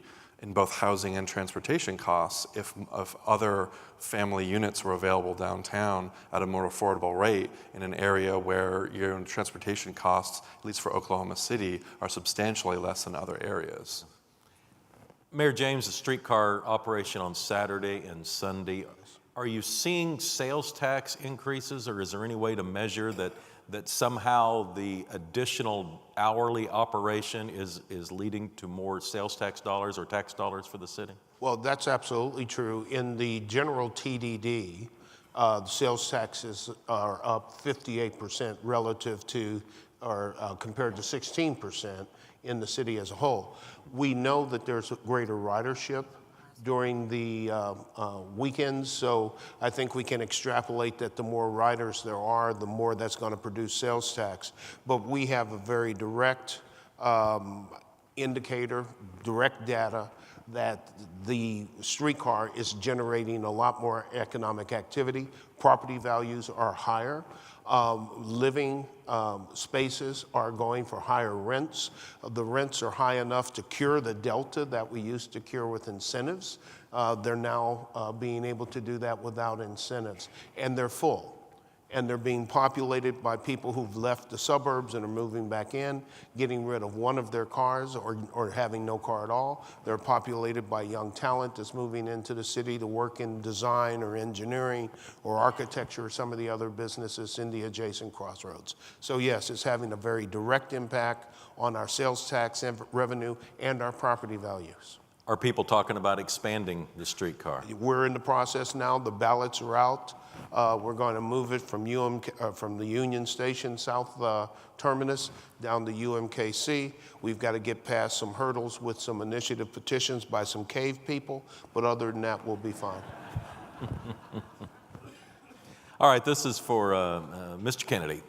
What is or was the pivotal decision in the history of your expertise or experience that dynamically changed the way you see your role, job as a possibility? In other words, did you ever have an aha moment when you took on a project, or is it more of the intellectual process after? I think it's been incremental. You know, it's always a learning process. There's always something new. So I'm not sure there was ever any one tipping point, but perhaps, you know, I detailed several of them during the presentation earlier, but you know, it's just one after the other. But I think one of the big lessons has been just being in Dallas and getting to know the development and real estate community and figuring out how to actually make things work.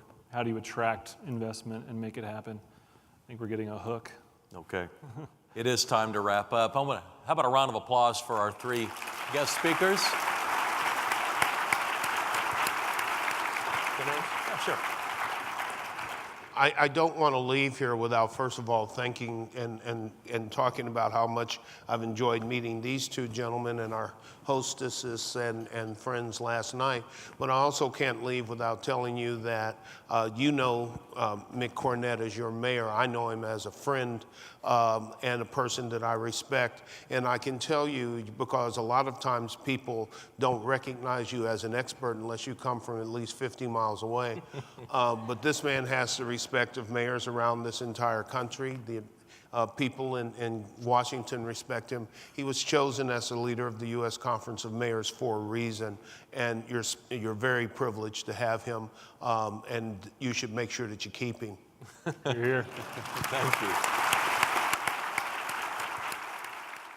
It is always great to be back at the Mayor's Development Roundtable. I'm going to have a few comments, and then we'll kind of go through some slides and talk about some perspectives on Oklahoma City. And then we will end with the Mayor's Development Award, an annual award we give to an outstanding development. And as you can imagine, it is always a difficult decision, but I think you'll enjoy this year's recipient. Now, this slide is what happens when you tell Steve Hill just to create whatever you want. It kind of looks like I've landed it with the Jetsons.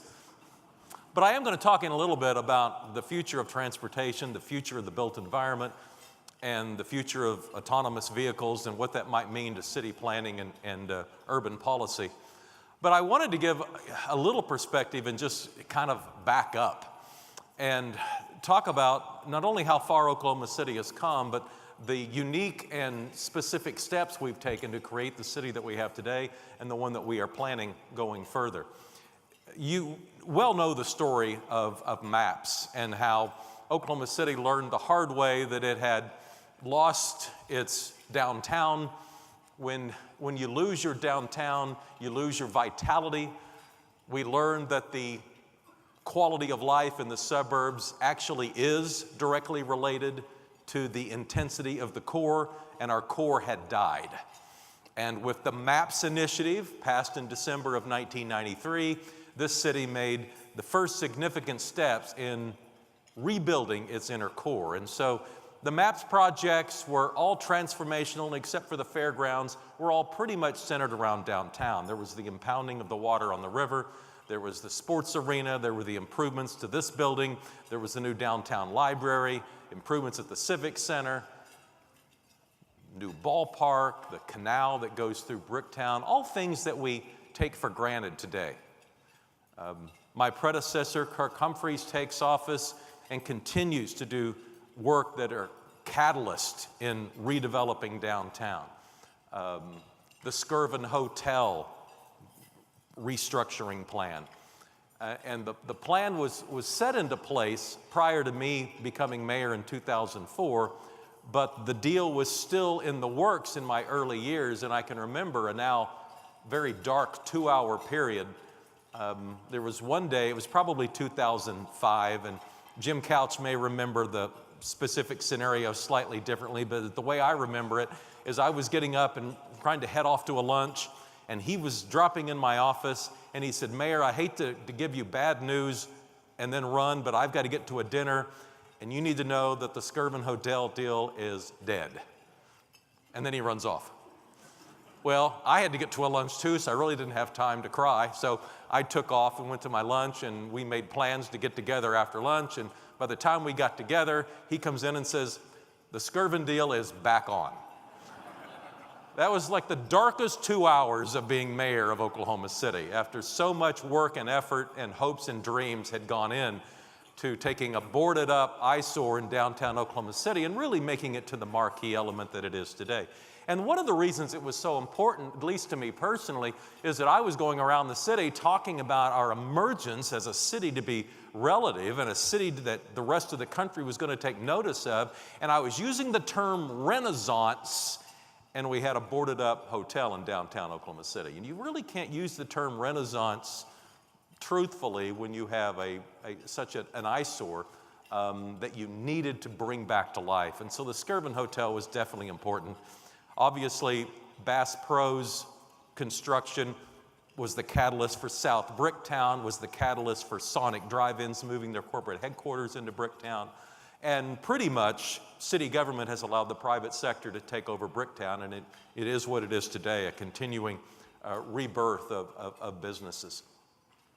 One of the things, though, that I think sometimes gets lost is that after we rebuilt downtown with stuff, in other words, we put things downtown that people wanted to do and see, and so they were coming for sports events, they were coming to the library, they were coming to ride the canal.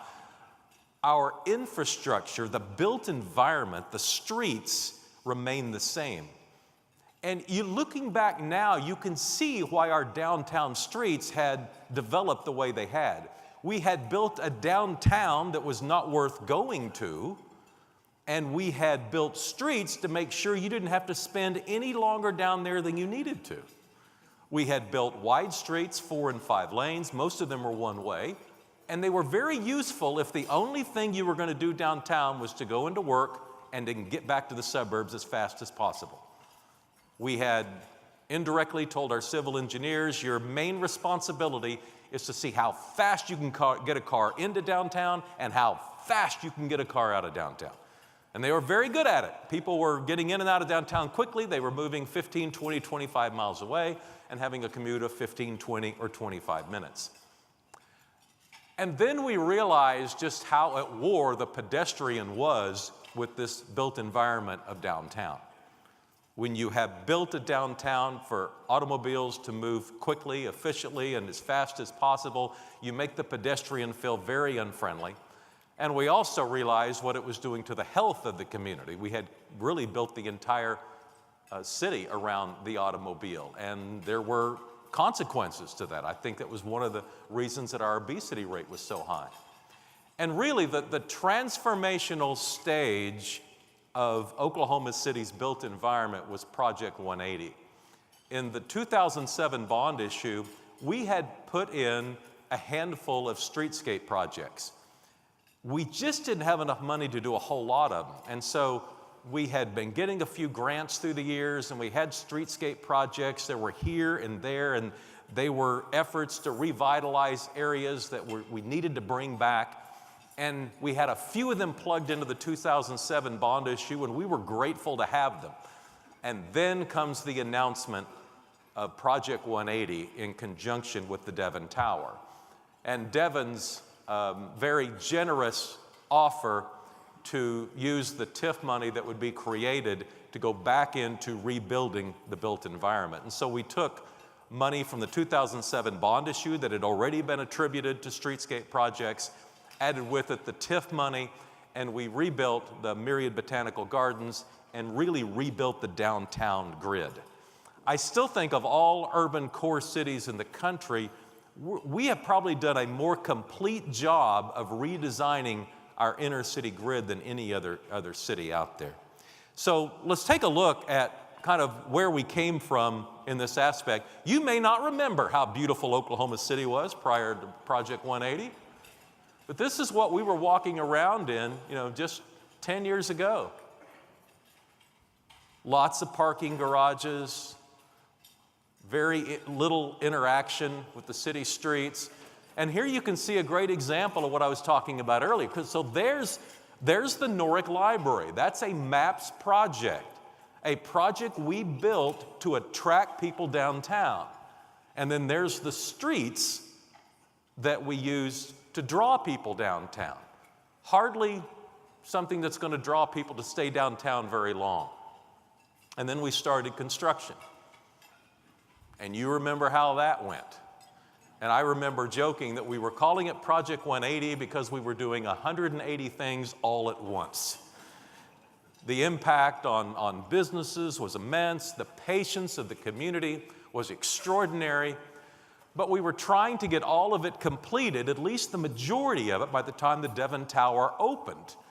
So the construction process was hastened. Usually the money from a TIF project comes out very slowly.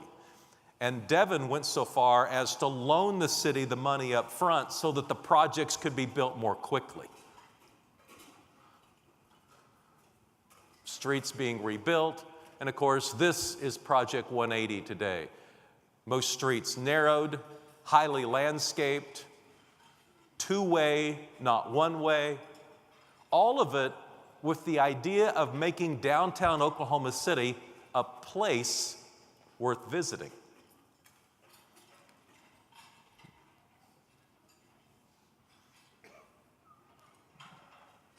More pictures. I'll remind you that the Myriad Botanical Gardens 2 years ago was named the outstanding green space in the world by the Urban Land Institute. We beat out Millennium Park in Chicago for that honor. More of Project 180, and of course with the parking garage and the Arts District next to City Hall. Keep in mind, 15 years ago, City Hall was surrounded by boarded up buildings. This was California Street in the mid-1990s. California Street today. 6 million people a year now come to Bricktown.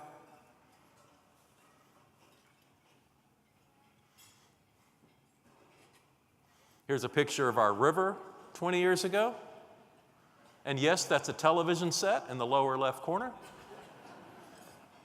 It must have rained the night before the picture was taken because there is some standing water in the background. The city of Oklahoma City mowed it twice a year. And now it is, of course, an Olympic training site. Combination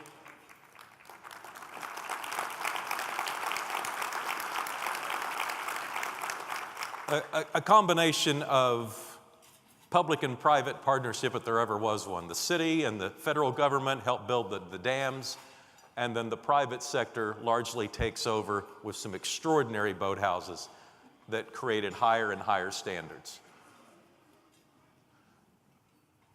And of course, MAPS 3 added the Whitewater facility where we hosted the Olympic trials last spring. And MAPS 3 continues. The first senior wellness center has opened in far northwest Oklahoma City. Membership has been extraordinarily successful. And the second wellness center is set to open later this year. The MAPS 3 park will break ground in June, just about a block from here. More pictures of the MAPS 3 park that is coming.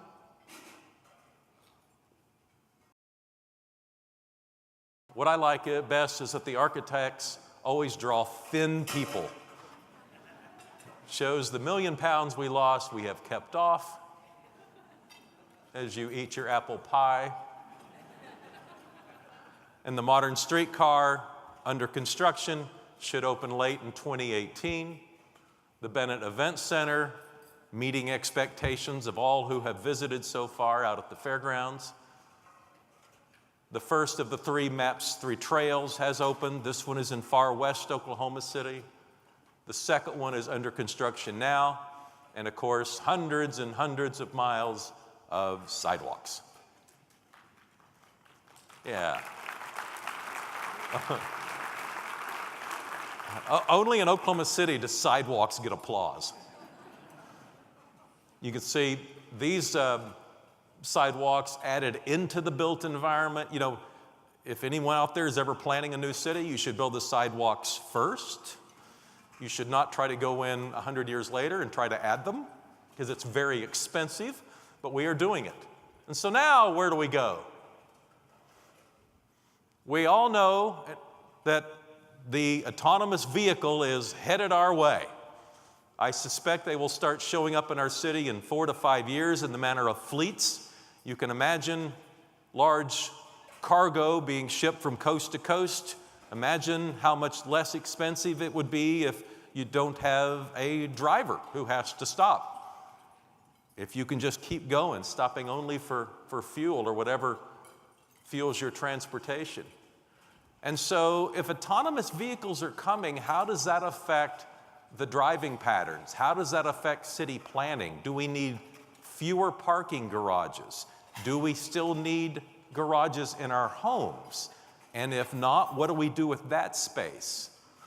Are people likely to commute shorter distances or longer distances? Are people just going to be dropped off where they're going and tell their autonomous vehicle just to keep going around the block until I'm ready to go home? And if so, do we have more traffic instead of less traffic? We do know that 35,000 people a year are killed in motor vehicle crashes. It's estimated that 94% of those vehicular deaths are the result of some form of human error. And so the intellectual part of your brain will tell you that this is a good thing that we're having autonomous vehicles. It's going to be safer. And then the emotional side of your brain will say, this scares me to death because I'm going to be driving against computers and robots, and it's got to be more dangerous. And indeed, the transitional phase of the autonomous vehicle is likely to create some havoc. Fleets to come in 2022. Imagine the industry disruption. Imagine the number of people today that make their living driving a vehicle.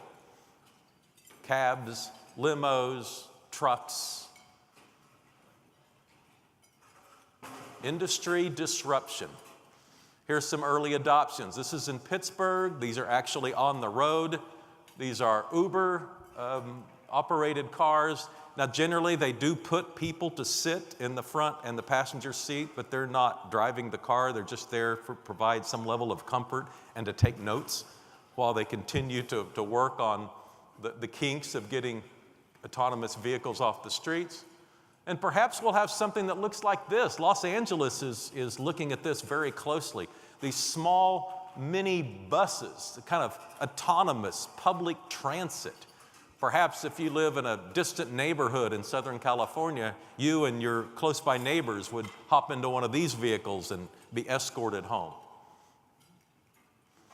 The Department of Transportation has asked me to serve on an advisory committee as we deal with all of these things nationally. And I asked my friend Jeff Speck to come to the Conference of Mayors recently and discuss how he saw urban planning. Jeff, you may know, was one of the consultants who's helped us design our newer streets in Oklahoma City. And I figured he had spent some time as he designed streets to think about the way that the autonomous vehicle might impact us. And so these are Jeff's rules, and I'm passing along them to you with his cooperation. First of all, he says autonomous vehicles are inevitable, so plan ahead.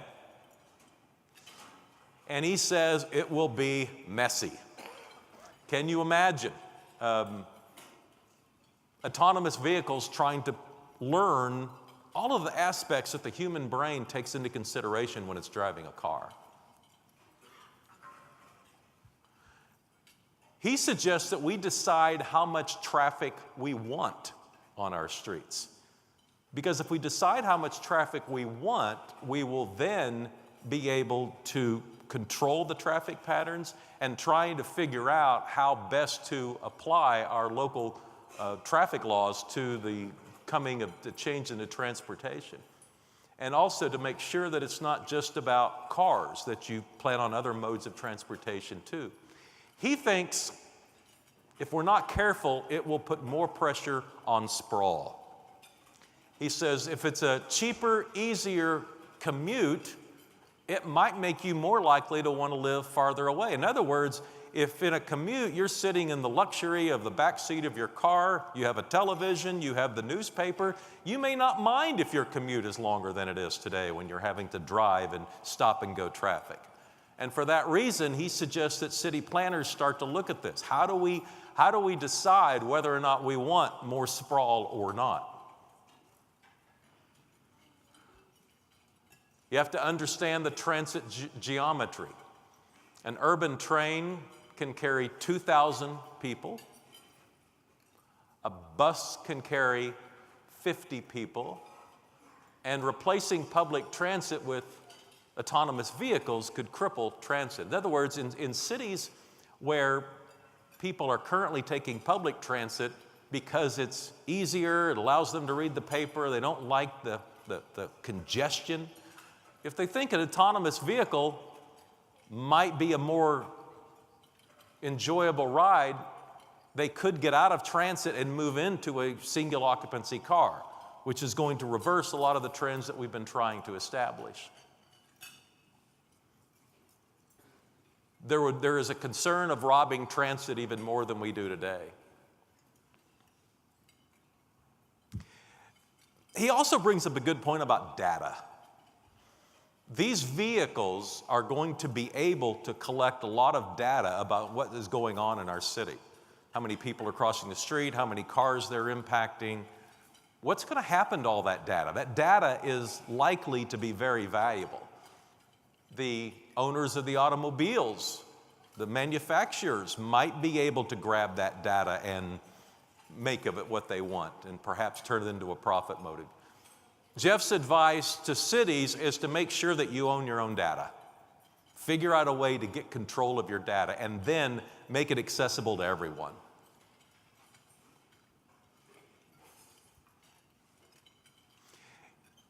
At the end of the day,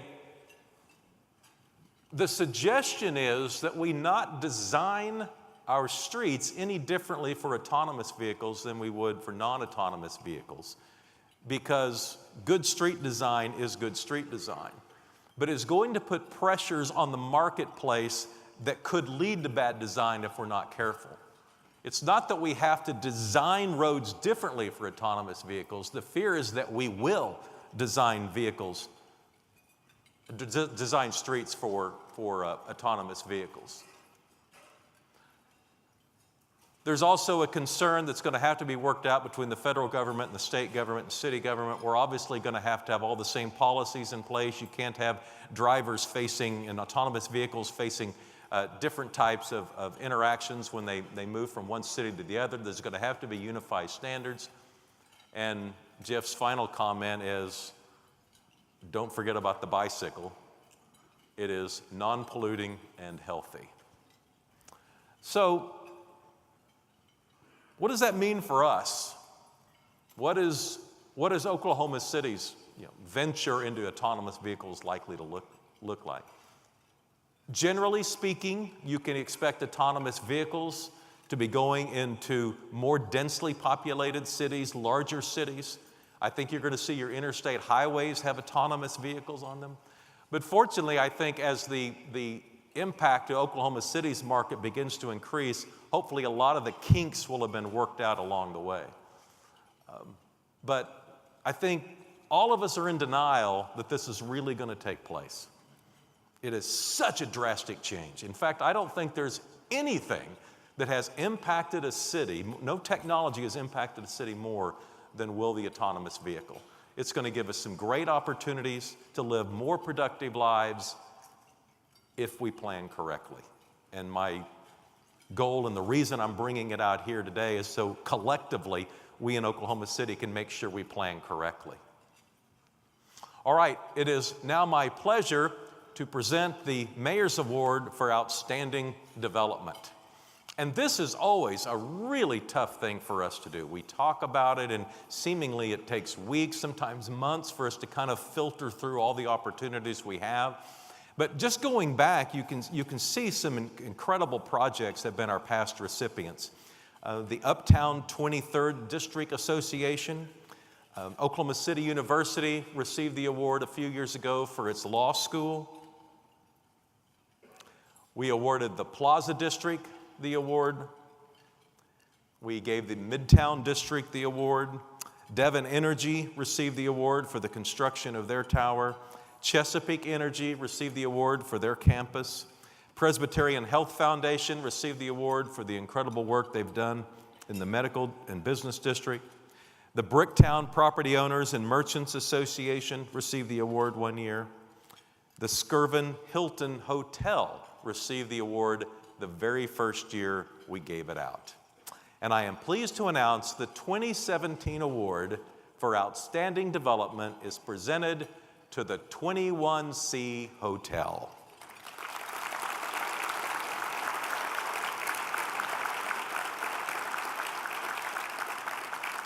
You might be familiar with the history of the Ford Assembly Plant building and of the visionary Fred Jones, whose persistence to innovate and love for this community drove him to success, and his legacy still drives his family today.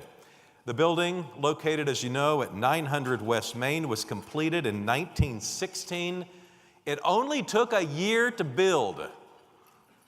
That's a reminder to many of you who are out building things in our years now. It only took a year to build that building. It was built by Henry Ford and famed architect Albert Kahn. It was to be a state-of-the-art Ford assembly plant. Now, this will put it in perspective for you. Ford had put the first assembly line into production in Detroit in 1913. This building was constructed to have an assembly line in 1916. So just 3 years after the assembly line was built, Oklahoma City was part of that emerging technology. In this building, Ford vehicles were assembled from the top floor down. So they started building the automobile on the top floor of that building, and as it got larger and larger, it kept moving down, and when it hit the bottom floor, it was the showroom. When Fred Jones first visited Oklahoma City at age 24, the building was still under construction. It was set to become that Ford assembly plant. He was 24 years old, and he went to work in this building the day it opened. He worked his way up into management, but he wanted to sell cars, and he initially bought an interest in a dealership. And so he became a pioneer in automobile sales, and he became one of the most successful Ford dealers in the Southwest. He then founded the Fred Jones Manufacturing Company, and that's when he bought this building from Ford Motor Company and made it his corporate headquarters. And you can still see the company's sign on the building today. Fred Jones called this building his Camelot.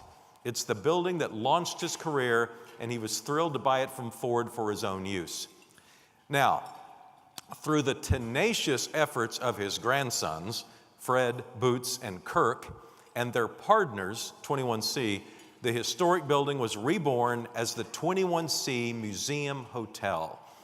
The completion of the monumental task of restoring this gem of a building brings our heritage into the 21st century, both honoring the past and looking for the future. We thank the family for restoring the over 100-year-old plant to its former glory and updating it for modern use. The building was reimagined by two architectural firms, New York City-based design architect Deborah Burke Partners and local firm Hornbeak Blatt, who sought to create a contemporary interpretation of the building's industrial heritage. The design takes full advantage of the building's scale with spaces that are open, light-filled, and sculpturally expressive. The historic Fred Jones Assembly Building now anchors an already vibrant area of the west side of downtown, and this project propelled the momentum of development. The extraordinary team's vision is a continuation of the heritage left by Fred Jones. We are grateful for the innovative and community-oriented spirit that Fred Jones instilled in his grandsons. Kirk is here with us today. We know they honor their grandfather and their grandmother, Mary Eddy's legacy with their signature and transformative development, and we know they would be exceedingly proud to know that Camelot is alive and well for the unlimited future.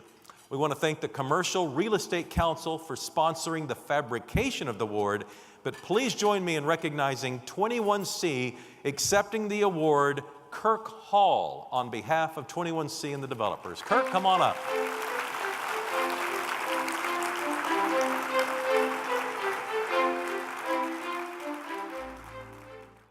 Thank you, Mr. Mayor. Truly, this is an Oklahoma City project, and the national spotlight is on Oklahoma City because of your leadership, and we're very grateful.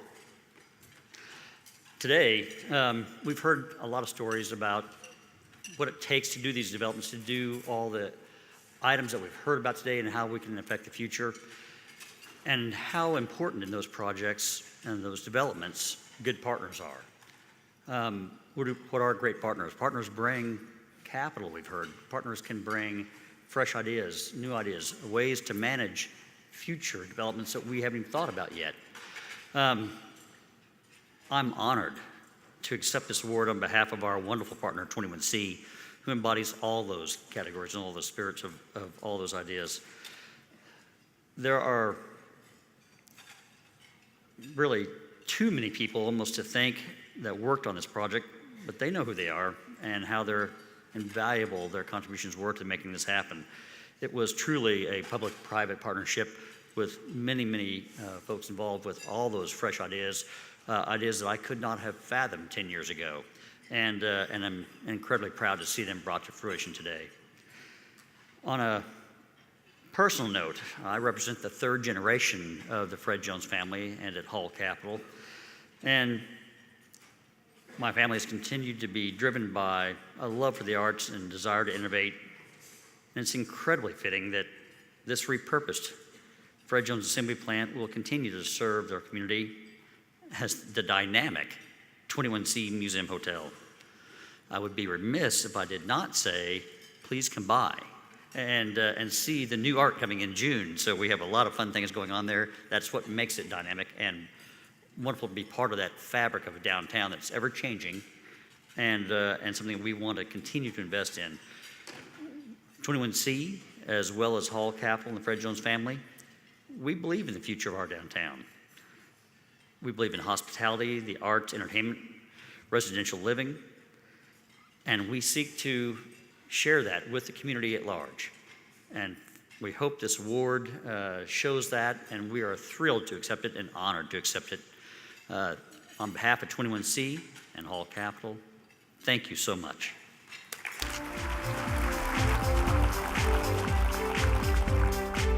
And they will deliver this to the 21C. It's too heavy for any one person to carry out, so thanks very much. Kirk Hall, ladies and gentlemen, thank you. Thanks, Kirk, very much.